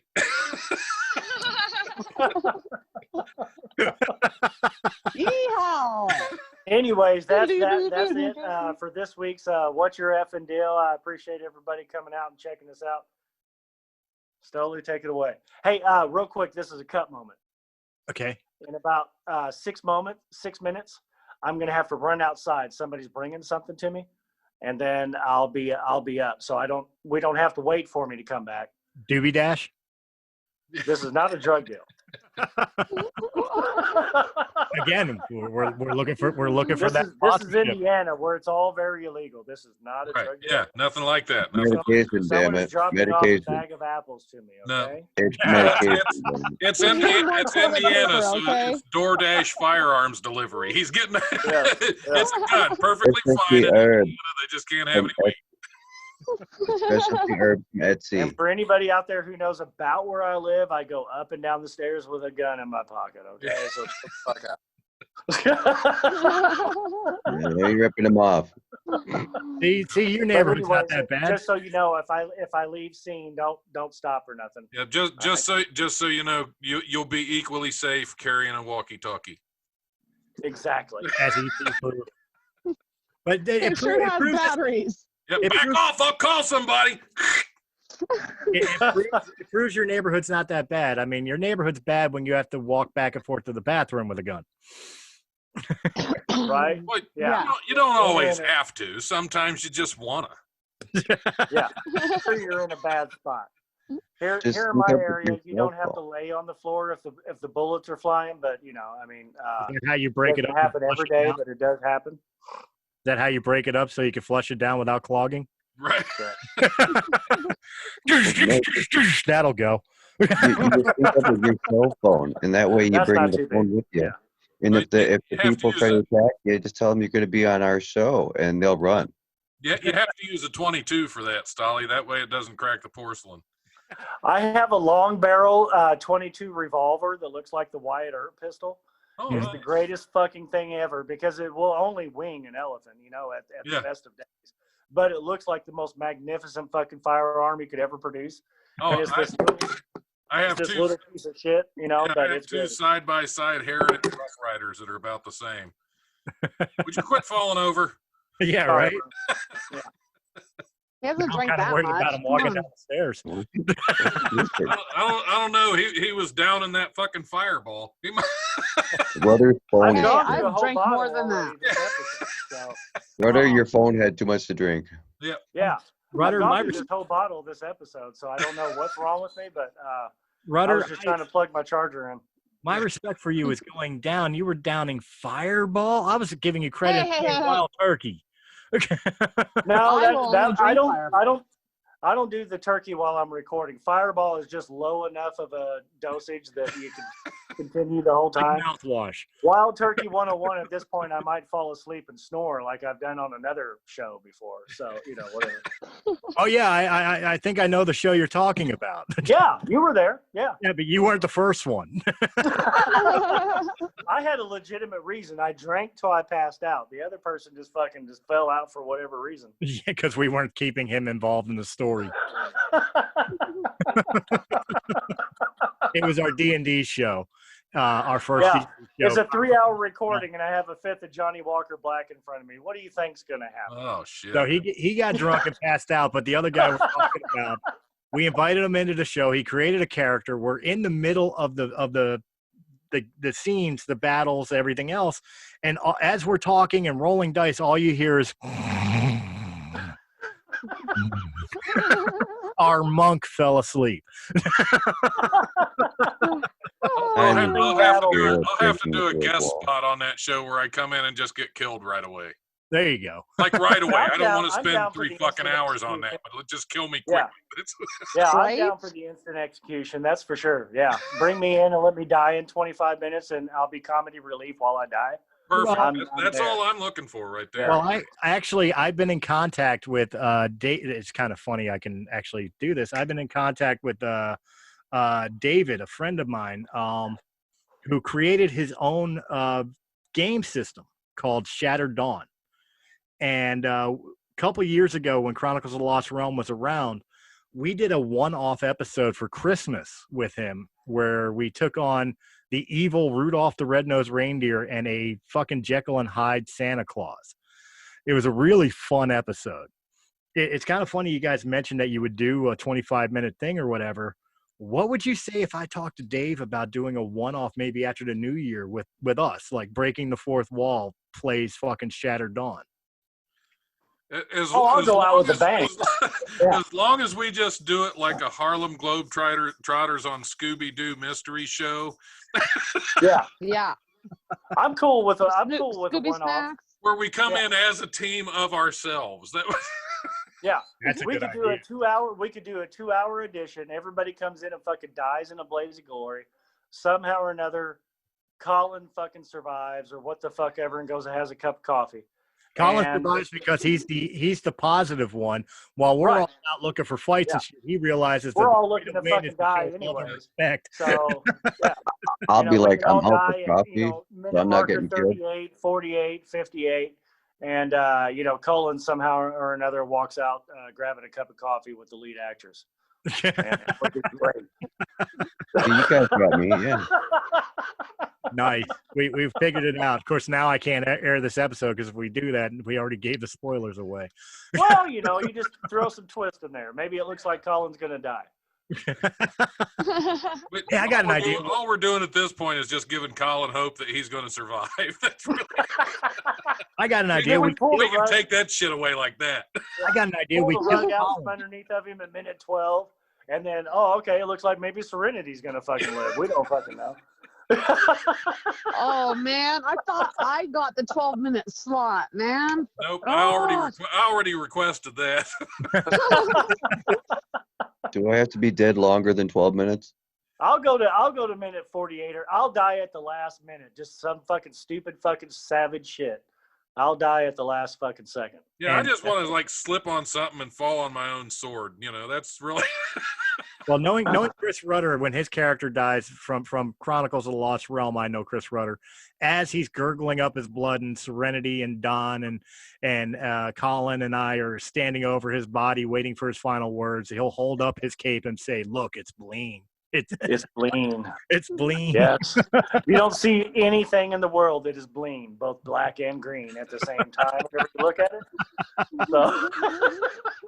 That is a deep cut. If you haven't watched Chronicles of the Lost Realm, you don't know. That is my most famous invention of all fucking time, I promise.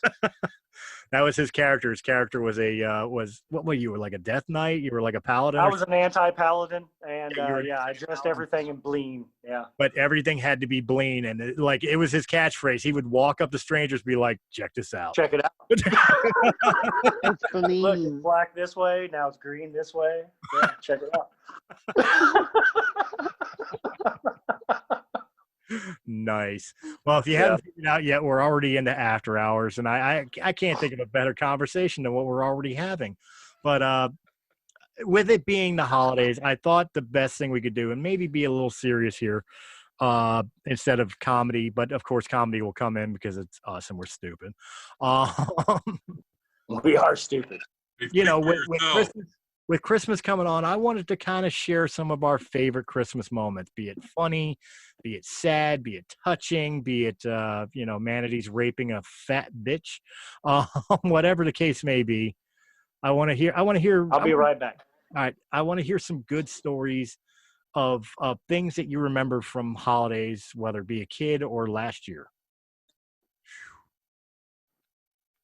Okay, so this year we did Hunt and Hanukkah.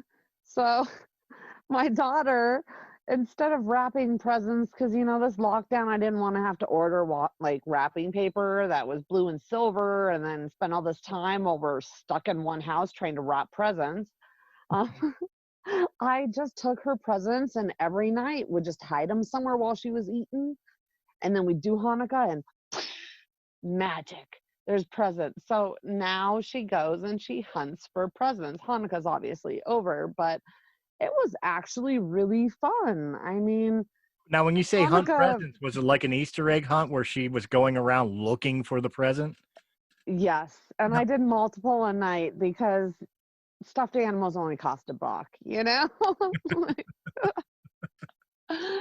But yeah, stash one in the tree, one in her playroom. I mean, it was super fun. And she would go hunting around and she'd see one and she'd like go around it and like, is that really a present? And then she'd get this really cute look on her face. It's her first Hanukkah. Like, we've never really celebrated it like this before. So it was kid at Christmas time before Christmas.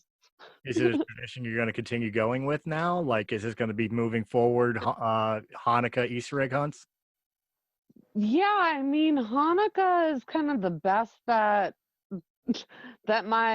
half my religion has, and it's just one present a night for 8 nights and a song. We eat potato luckies, but you can't eat those 8 nights in a row, or you'd be having some fiber problems. You'll be needing a 22 to break it up. Oh yeah. So I like it. Hunting Hanukkah is kind of fun because she gets to have fun. I don't have to wrap presents. I mean, it's a win-win. Pretty awesome. Yeah. The best we got, and I'm going to make it fun. What about you, Don? I have no memory. Oh, that's terrible.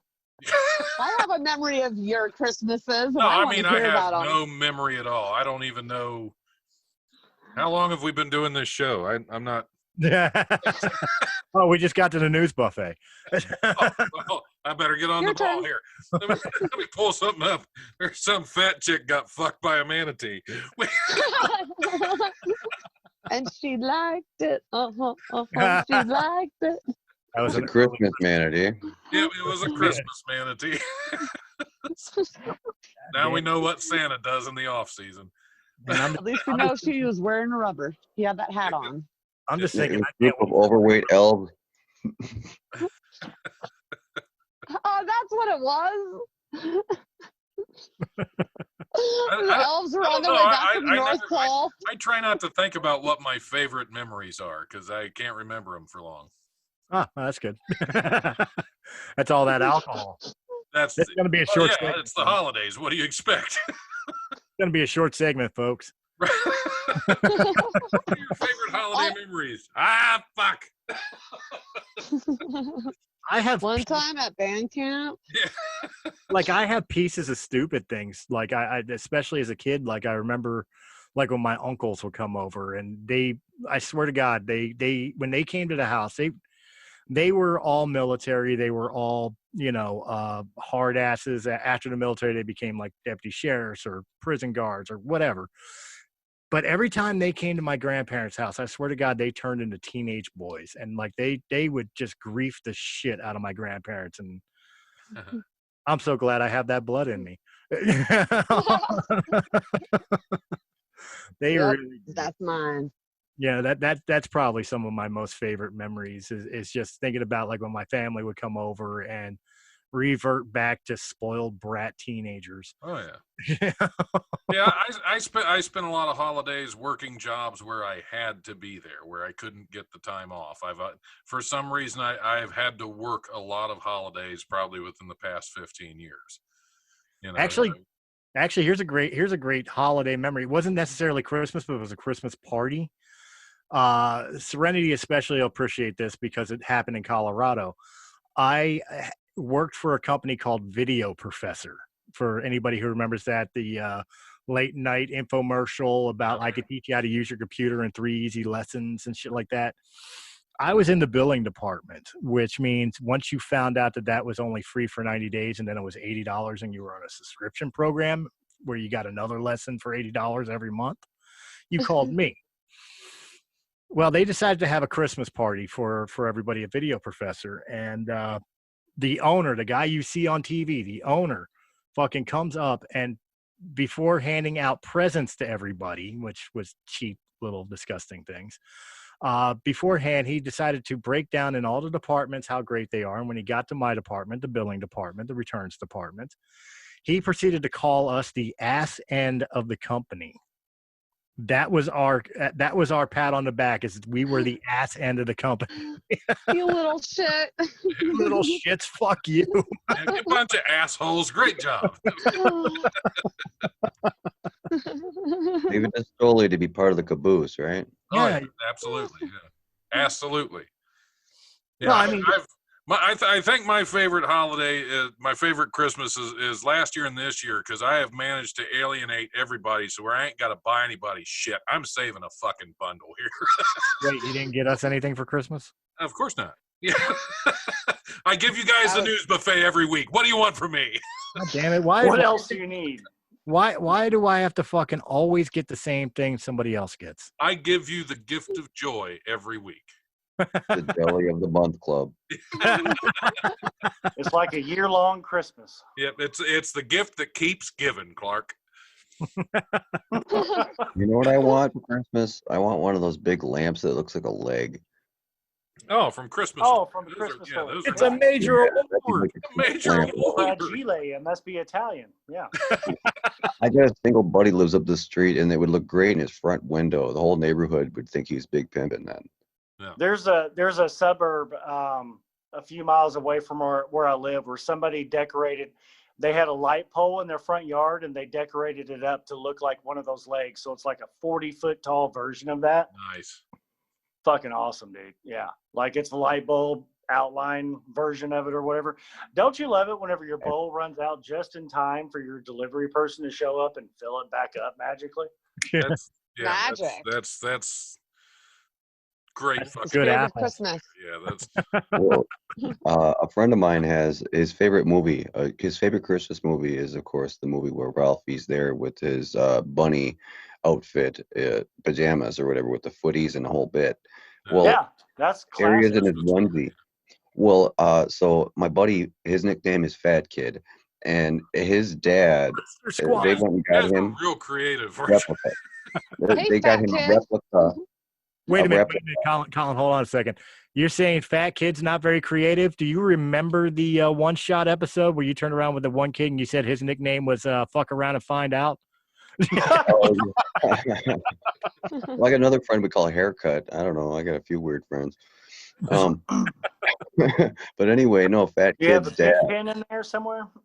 They got him this pajama outfit just like Ralphie. It was so awesome, and they took pictures and stuff. I'm gonna have to have him send them to me now for next week so you guys can see this. It's just the greatest thing to see a full-grown man dressed up in these bunny pajamas. So you said Christmas Story is your buddy's favorite movie or yours? Fat Kids. Oh, it's Fat Kid's dad. Fat Kid's dad. The Yeah. dog groomer's wife's boyfriend's Sister's sister. cousin's former roommate. Right? That's What your does that cousin make boy. us? Bill Collector. Absolutely nothing. I knew where I was going. Well, yeah, your Schwartz is as big as mine. Well, that brings up what's your there we go. That's a conversation we can have. For years now on social media, we've been having an argument go down about whether Die Hard is or is not a Christmas. Absolutely is. But It's been over argued. It definitely is. Well, no, I'm gonna make a new argument because people don't discuss this. If Die Hard is a Christmas movie, why isn't Gremlins or fucking Lethal Weapon 1? Gremlins, I think they both are. Is. Yeah, they both are. Yeah, it's been too long since I've seen Lethal Weapon 1 to remember when it was. Oh, it's totally a Christmas time. It's a Christmas movie. Oh yeah. What makes it Die Hard? The opening scene is Mel Gibson negotiating cocaine in the middle of a Christmas tree fucking field. How can it not be a Christmas movie? Well, what about He's in the middle of the Boy Scout Jamboree fucking Christmas tree village. Yeah, Eddie Murphy and Dan Aykroyd for sure. And that one movie, was it Trading Places? That was a Christmas movie, right? Yeah, that's Trading Places. It's a Christmas movie. I mean, yeah, they had to dress up as Santa Claus. Yeah, it's about setting. It's about setting, not about feeling. You know, it's the setting is Christmas. It's a Christmas movie. Definitely. I don't know if I agree. Wait, the question you're asking is really just like if you wear a Santa hat when you're doing porn. Is it Christmas porn and you can only watch it around Christmas, or can you watch it year round? It depends on which Santa porn, and you can watch it all year round. Yeah. Well, it's that's like Terminator saying fans. is Friday the 13th a Halloween movie? Of course. Yes. But you can Friday watch the it 13th. Halloween isn't on the 13th of any month. Right. Yeah, it would be Friday totally the 31st. It's totally that a Halloween doesn't sound movie. as good. Exactly. Yeah. It's still the setting. It's still a Halloween setting because it came out every year around Halloween. You know, during the 80s and 90s, it's always a Halloween movie. So the setting or even release date can determine. Harry Potter is a Christmas movie because it comes out every year between Thanksgiving and Christmas. Same thing with Twilight, whenever it was running through its shit. And they're a bunch of devil-worshipping pagans. Yeah, absolutely. Which is the best way to celebrate Christmas. Exactly. To be a bunch of fucking pagans. I just always thought of the movie as, you know, like you need your action flick for Valentine's Day, right? So why not an action flick for Christmas, you know? And you need an action flick for 4th of July. You need an action flick for, you know, the end of September school season. That's always like the lame before Halloween horror movies. That's whenever you see all the slasher flicks, but they're not necessarily Halloween movies. And then you move into Freddy and Jason whenever they come out every year. Those are always the Halloween movies. And then you move into Thanksgiving, which is like Harry Potter and Twilight. And then Christmas is always going to be Star Wars or, you know, Harry Potter, depending on the rotation of the years. Like there's so many of these. Die Hard always comes out every Christmas season. So, I mean, all of these movies, it's as much as the setting is the setting. By your logic, then Serenity has her Valentine's Day movie because Deadpool 1 came out on Valentine's. It's a Valentine's Day movie, yeah. The second movie came out on Valentine's. The second movie came out the week of. Deadpool's kind of a love story. Yeah, no, he narrates both of them as love stories. Both of them came out either on Valentine's Day or the week of. They're definitely a Valentine's Day. We're talking Christmas. All right, now what about Groundhog Day movies? No, Groundhog one. What about Arbor Day? Oh God. Well, that's any movie that has a fucking tree in it. Right. Fuck. Yeah. Here it comes. But no, seriously, like you're saying like release dates. But, you know, to me, a Christmas movie is the feel of it. Like, you know, A Christmas Carol, White Christmas, It's a Wonderful Life, you know, where it's centric themed on it being the holiday season. Well, and families coming together. There's the Christmas themed movie there's the Christmas theme movie or the Christmas story movie. And then there's a Christmas movie, which has always been, you know, like Die Hard and all these other movies that get released at that time and time of date. And most of them revolve around that time period of the year. It's close to Christmas, about to be Christmas, or whatever the case is. Home Alone. It's a fucking Christmas movie. Well, yeah. I won't argue favorite. Home Right Alone. there. You know, favorite. it wasn't released My during favorite Christmas movie. of all But time. it's a Christmas setting of a movie, so it falls into a Christmas movie. It was actually released like pre-Thanksgiving, so it was closer to a Halloween movie or a Thanksgiving movie than it was a Christmas movie. But it's still a Christmas movie because the setting of the movie is like 1 week before Christmas. Right. Well, there's nothing more Christmassy than a kid dancing around, singing into his toothbrush, and bebopping in front of the mirror to Christmas music and shit. I mean, that's just classic Christmas. And then all He's the a hard booby little traps and fucker to everything. get too. Yeah. That's Christmas for Jeffrey such an Epstein. Let's not think about little kids doing anything in the mirror. That ain't Christmas for no one, okay? No, I remember being that kid though. Being like bopping in the mirror, like, yeah. I didn't have to play So with you're my on dick. that I would play with the lawsuit? toothbrush too. Yeah. I never did the aftershave. No, I never did that because I watched that movie. Oh, you're scared of the aftershave because of Home Alone? Never. Well, I'm Scruffy. You see that. That's why I was scared to shave altogether. See, that movie scared the shit out of Don. It's like, I'm never shaving again. And here I am. For Don, that was a Halloween movie. Exactly. It was that damn scary. That 1 2-second cut fucked him up for life. Yep.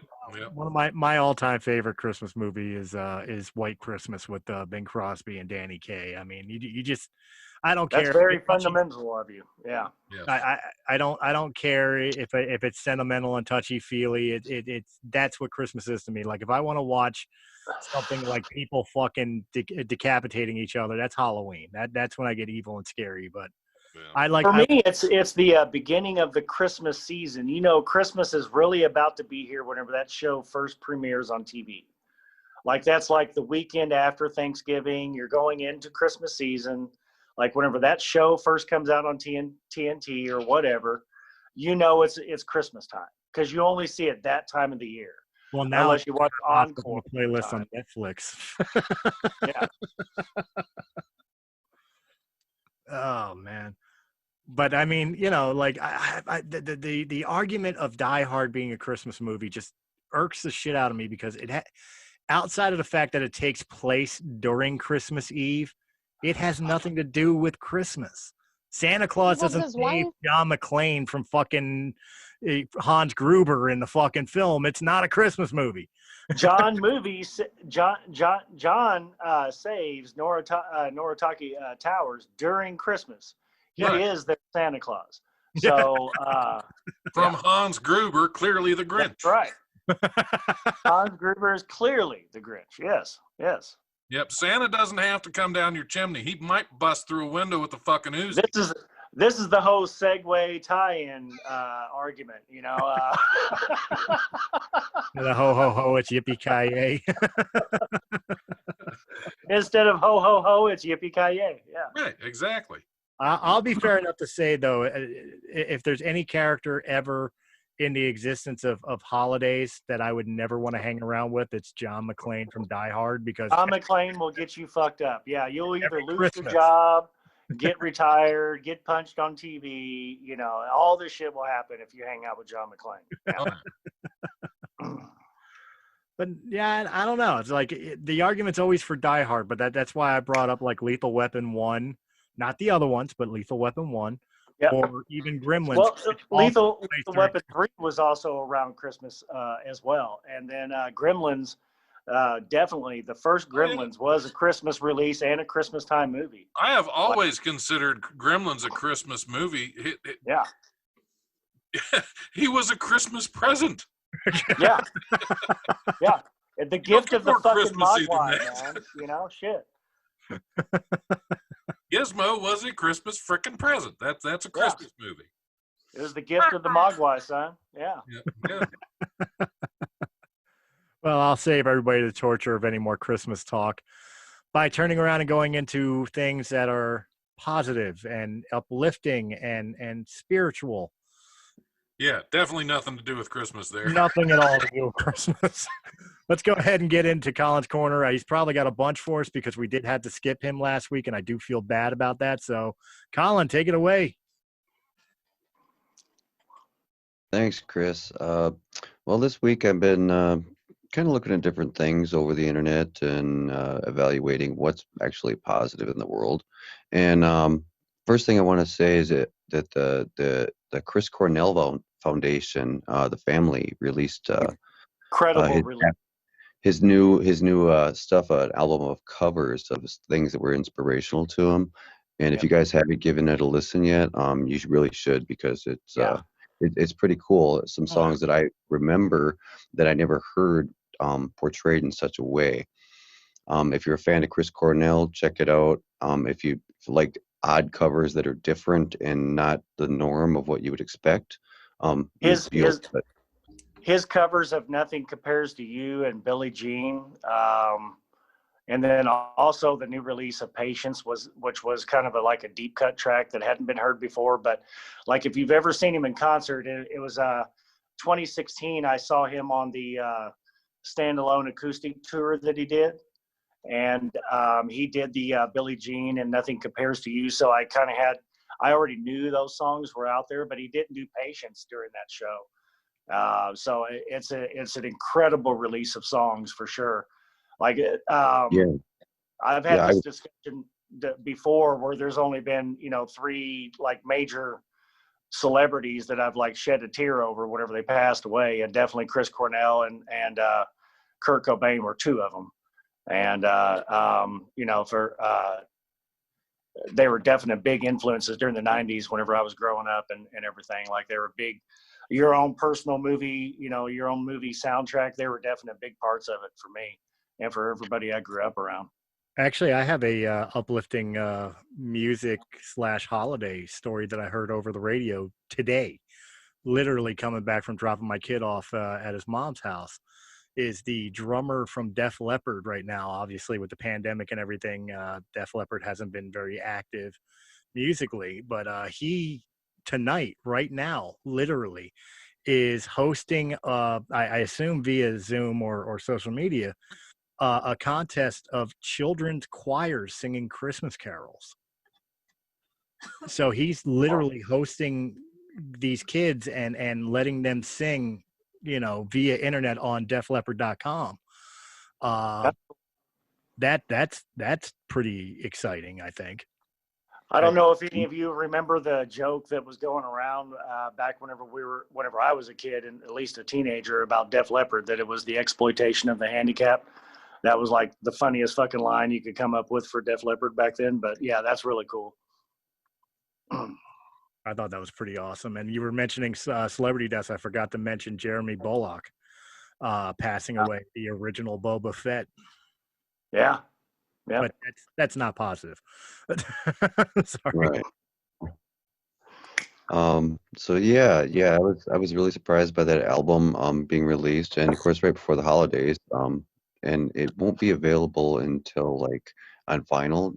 There's a pre-order, and I think that's coming out in March. I think the 19th, if my memory serves me correct. But yeah, you can get it on digital download. So if you know anybody who likes it, let them know. This is Chris really. Cornell's.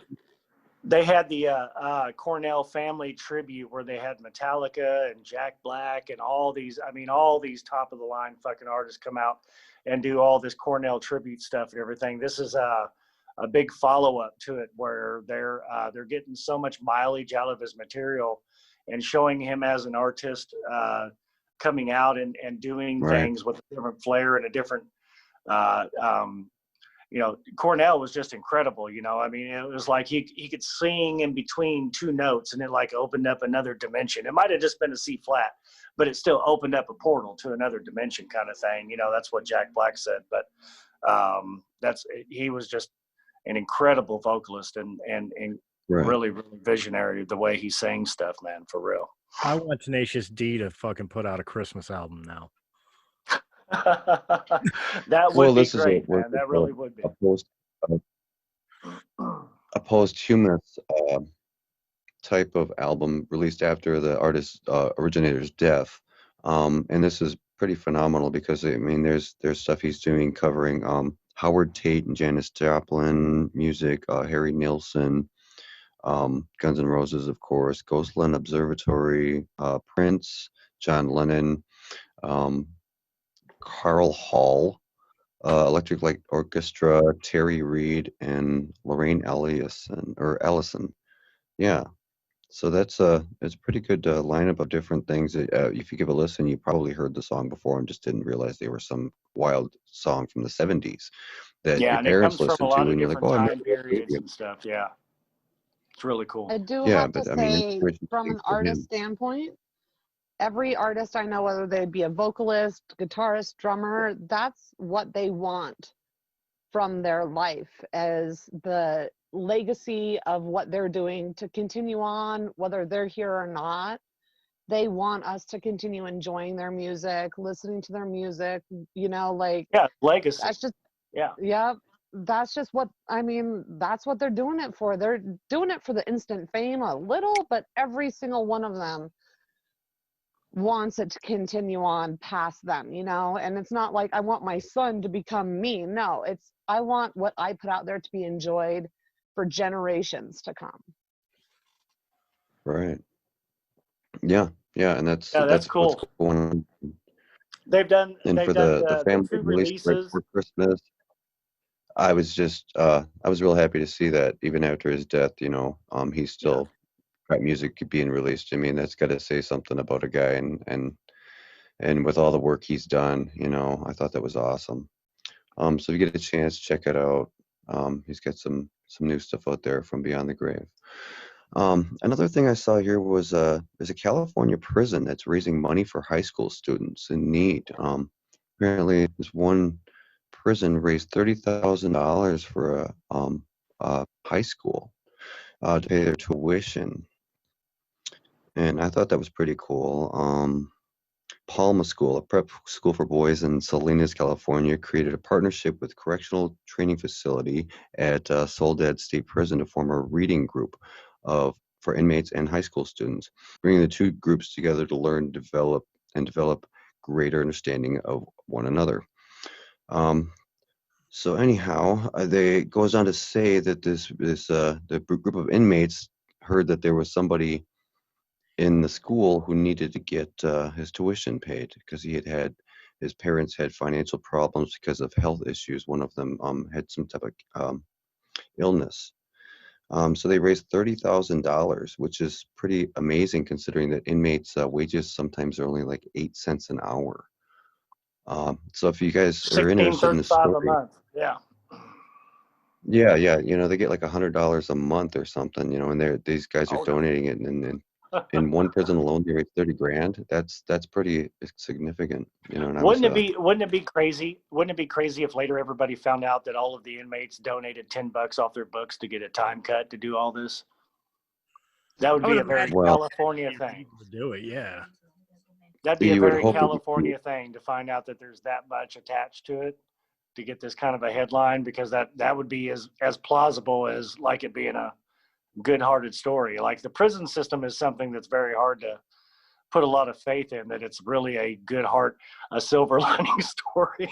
What school costs $30,000? I mean, this isn't college, right? Well, they're talking about a collection of students. So I mean, if you're paying $1,500, whatever for the semester or whatever, then I mean that part of it makes sense. It just seems like with it being a California thing, that it could be so easily colluded that it was, each of the inmates donated $10 each and got a time cut to be able to make sense, which doesn't detract from it. I would do the same thing, but I'd say that they made all their money selling toilet wine in Alabama. Brown stuff's good. See, I mean, I was thinking in a prison kitchen. Later on, you find out that they raised $30,000 from the inmates' donations, but come to find out, it wasn't like the donations were the inmates were given the choice of donation. They just took it off the books and said, "You donate." Or if the parents found out later that some of the donations came from pedophiles. Yeah. With minimum wage at 8 cents an hour, it can take a full. Whoa. Sorry about that. we just got hijacked. Yeah. These guys are making 8 cents an hour. Not to put too dark of a lining on it. It just seems like, coming from California and the prison system, I don't know how much of a, like, it's an end result that is good for the kids, but I just don't believe this headline. I think that there's something far more sinister in the background. We don't know what books they're reading to each other. It could be Playboy. You read it for the articles, right? Oh, is that where the Oh, collection? definitely. Yeah, I've always Yeah, subscribed solely for the you articles. guys Yeah. are horrible. Yeah. Mom, we're hijacking all the Collins positive stuff and making it dirty. What the hell is wrong with us? Yeah. It's Christmas, Y'all are guys. terrible. Jesus Christ. Mom, Zipperneck read me the Jesus Penthouse fucking Forum. Christ. I'm sorry, Colin. This from a skinhead. Hey, Rudder. Oh. It's just a haircut. He's tried not a way of Rogaine, life, okay? Well, anyhow, it appears that these inmates they call their program the Brothers in Blue, and they raised more than $30,000 from inside the prison to create a scholarship for a student named Saad Green, helping him graduate this year and attend college at the Academy of Arts University in San Francisco. Oh, I'm glad that money. Regardless of what choices that people make, most people want to take part in something good, says Jason Bryant, a former inmate who was instrumental in launching the scholarship. The guys were eager to help. You know, I mean, that's a it's positive. a good story. In my It book. definitely is a good story for sure. Somebody's I'm just getting their saying, life together. this is the conspiracy guy in me coming out, that this can't be going down the way the headline says it. But it's definitely a good story and a good end result for whatever the student is. It sounds like it's only one kid, though, right? End result, they're spending $30,000 for the kid to spend the rest of his life asking if you want fries with that. An arts degree, Right. college, come on. Nobody ever blamed convicts of making good, sound decisions. This ain't the This is convict. just a That's the very- parents and the kid. Well, the article goes on to say that the kid's parents had some kind of a family illness and pretty severe stuff. So he was like strapped. His family was strapped, and here he was going to the school, and he couldn't pay his tuition with $1,200 a month.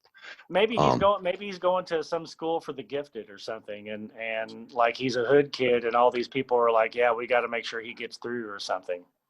That would be great. California, if you don't go to private school, it's a problem. Like, seriously. Through social networking, they've reached out and they asked the students who in your student body is having problems and needs help, and they all said, hey, this kid's having problems. His parents got some illness and they're financially strapped and he can't make his tuition, and they all had to feel great for this poor kid too. It's like, okay, who's the poor one? Him. Yeah.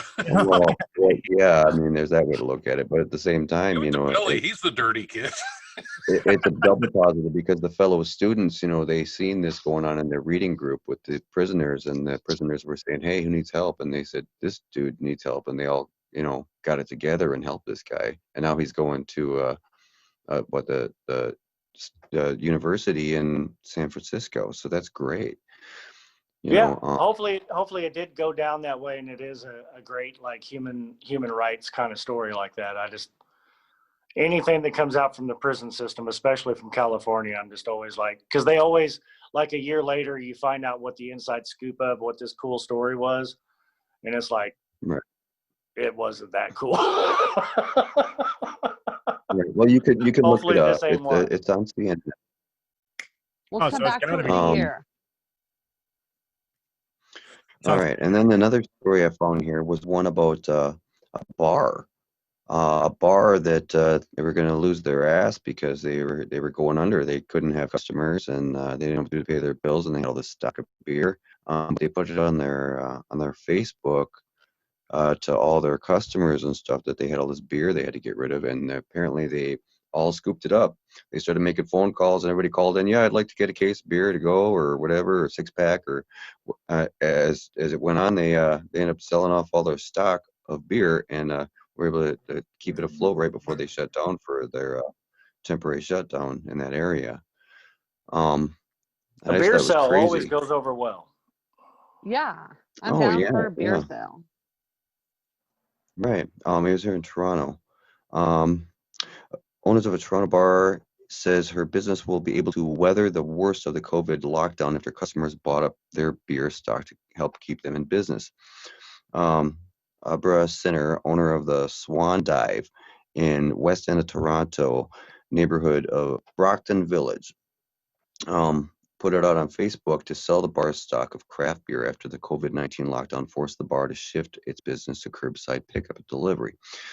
Sinner told CTV news channel that it wasn't long before the post gathered more than 20,000 views and people started showing up in droves. People just started telling each other, and they showed up and they bought all beer. Well, I suppose if you guys heard there was some beer, and hey, what are you gonna do? Are you gonna go and buy some beer from the store, or are you gonna help out your neighborhood bar where you hang out all the time that can't open? Well, You know what I mean, I'm that's doing? Yeah. coming together. My neighborhood bar's closed. Yeah, I'd absolutely fucking, haul over there and at least buy a 6-pack if nothing else. You know what I mean? Right. My neighborhood bar is only closed to the public, not us private. We have private bars like that too. Yeah. Well, apparently they added that 25% of the people who stopped by to buy some beer were the bar's regular customers. Only 20. So only 25%. That's Wow. pretty good. That means that their post reached a lot of people. Yeah. And Yeah, that's a people good could have been out reach. of the way. Yeah. Yeah, so I thought that I'm was sure it went really fast too. right. That's Yeah, what yeah. So there's one positive thing I thought was kind of cool. That is cool. Let me see what I can find here. Oh yeah, and then there was this other thing about a koala bear somebody found in an Australian Christmas tree. And some guy was sucking it off. We think we know. No, no. It wasn't sedated, okay? We have a picture of this guy. Yeah. He's wanted. Yeah, looks oddly like a wallaby. Right. No, apparently this woman looked in her Christmas tree, and some kind of a koala bear snuck into the house and climbed up the tree, and there he was. This was on a CNN.com article, and they actually have photos here if you guys care to look it up. And there's this koala bear sitting in the middle of this tree, and all the bulbs and the whole bit. Oh, I bet he was staying warm. That's pretty cute.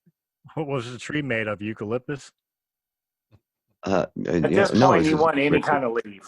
Yeah. All right, well, let's see if I can pull up the picture for you guys to see it. I don't know. It's got screen share on for everybody or not. Oh, who knows? Let me see. Could be. Could be. Could be. It might be. Who fucking knows? Oh. Aw. He looks pissed though. Where's my present? Well, maybe. He needs a Santa. But there he was. Yeah, he does. Does it not feel to anybody else that koala bear is perfectly posed on that tree? Yeah, it's like Doesn't look like he climbed up it. That was a setup. It could have been. What state is this in that has koala bears just wandering around that could sneak Just in your house, just fucking roaming around, up in the ornaments, ends up at the top. Is this in Australia? This is in Australia. Surprised by an unusual visitor, Amanda McCormick, who lives in Camandel Valley near Adelaide, Southern Australia, called local koala rescue organization 1300 Koalas. This evening, our hotline operator took a call. At first, she thought there was a victim of a prank call, wrote the organization in a Facebook post, but no, a koala desperate to get in the Christmas spirit had wandered into Amanda McCormick's house and decided it wanted to be the fairy on the Christmas tree. So it goes on to say, who puts a fairy on a Christmas tree? Sounds like a really good way for a little fairy on your Christmas tree. That's where I put them all the time. That's my fairy. You gotta put the fucking fairy. I don't know. Stick him up on the tree. I don't give a shit. Oh, he'll like the top. He'll like the top. He'll sit right there. The whole I don't give a shit part what makes that bit work. This seems like a really cool way for a nonprofit organization to really drum up a lot of donations. seems like a really it good could plan. be. Without sedation. The koala was a healthy juvenile female and was released out the front door of the house, which is in a really lovely area for koalas if they have to live amongst us. Hmm. Of course it is. Yeah, apparently that koala's healthy and escaped just fine. But can you imagine that? You go to check out your Christmas Escape. tree and there's a koala staring at you. If it's It's unexpected, not like yeah. the vanities were after this koala. Like, Yep. If I it was picked it pretty up and put safe. it in there for a photo opportunity, I probably wouldn't be too shocked. What Right, if what well- if mom put it in there as a surprise for all the kids, and the kids started screaming, and the koala started screaming, and then you had this big mass fucking explosion of ornaments and shit, and the koala gets released out the front door. It was released safely, but you know, yeah. Sometimes you can't find a fairy when you need one. I still have that on Right. my head. Like, how do you prepare for Christmas in Australia? Well, you put a little KY jelly up on the tree, and that fairy will slide right on in. Invite over your neighborhood fairy. You guys are terrible. We call it spreading the Christmas spirit. You having me throwing koalas on the Barbie Well, we over were here. talking about San Francisco, and there's plenty of fairies there. That's right. San Francisco's like a bowl of granola. What ain't fruits and nuts? It's flakes. In this Yeah, case, big koala. shoving a Christmas tree up your ass is spreading the Christmas spirit. Yeah. Oh, look like a baby clowns. The real balls have to come from somewhere. fucking guy comes into your house. It's like, I'm ready. He's like, what do you mean?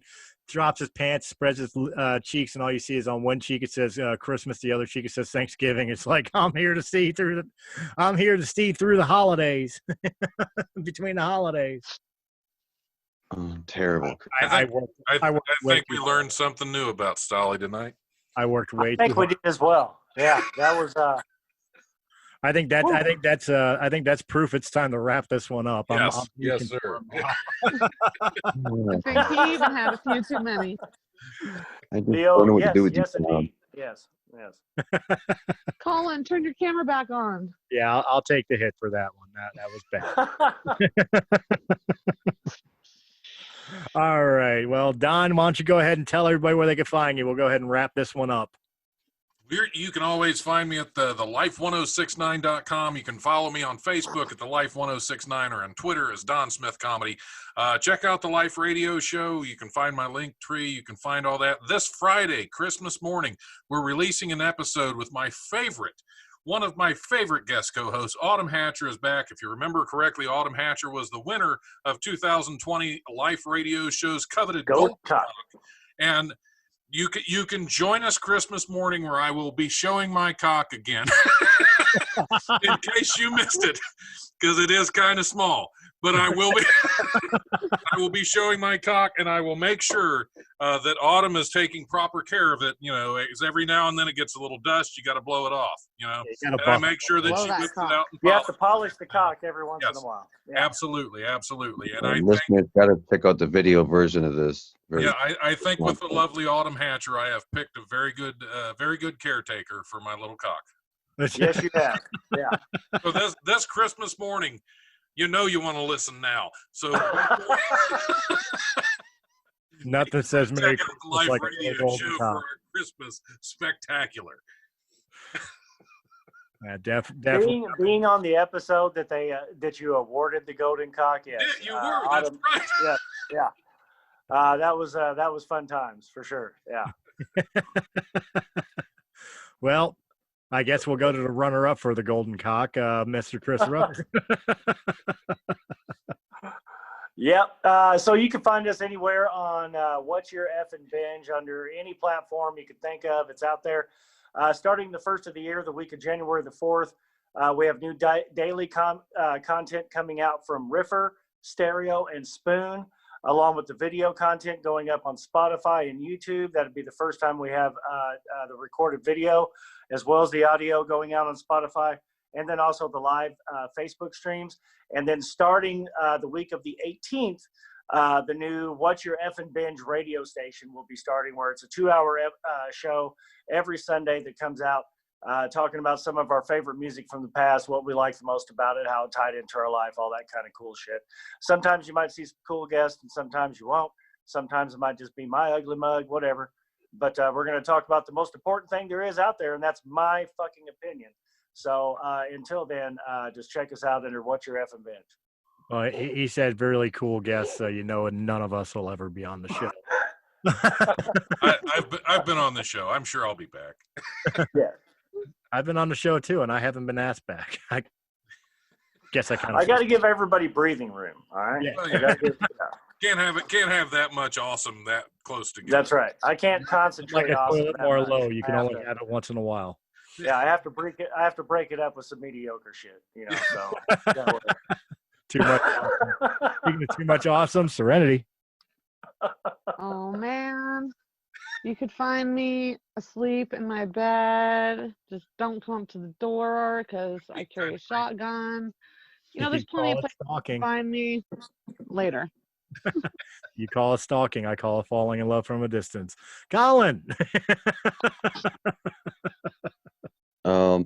Well, if you want to get a hold of me or you want to leave Serenity a message, you can send me a message at colinwashburn@gmail.com. You can hit me up on Facebook or I'm on YouTube. That's pretty much it. Hit me up if you got something positive to say. You want to contribute to a show? Or if you what want if I just want a bitch? Yeah, what if we want to pick on the fuck about this shit like we do on your segment all the time? Well, if it's Rudder, he could just call. Okay. All right. Because sometimes I just want a bitch. And of course, guys, if you enjoyed this episode in any capacity, hit that thumbs up button, like, share, comment, subscribe. Check out all the other great podcasts of Breaking the Fourth Wall. And of course, you can find us audio on Anchor.fm, Apple, iTunes, Spotify, Pandora, iHeartRadio, and of course on all social medias. Guys, I want to wish you a happy, healthy, and safe holiday weekend coming up here. Merry Christmas to our people who celebrate. My cat came to say hi too, behind me there. And showing your pussy. That's right. I'm going to go play with my pussy now. Oh, I did show my cock, so go ahead. Yeah. So, guys, We please. are banned. Please be safe. Hope you get everything you want and everything you need. And if not, just go swimming with the manatees. We'll catch you on the next Breaking the Fourth Wall.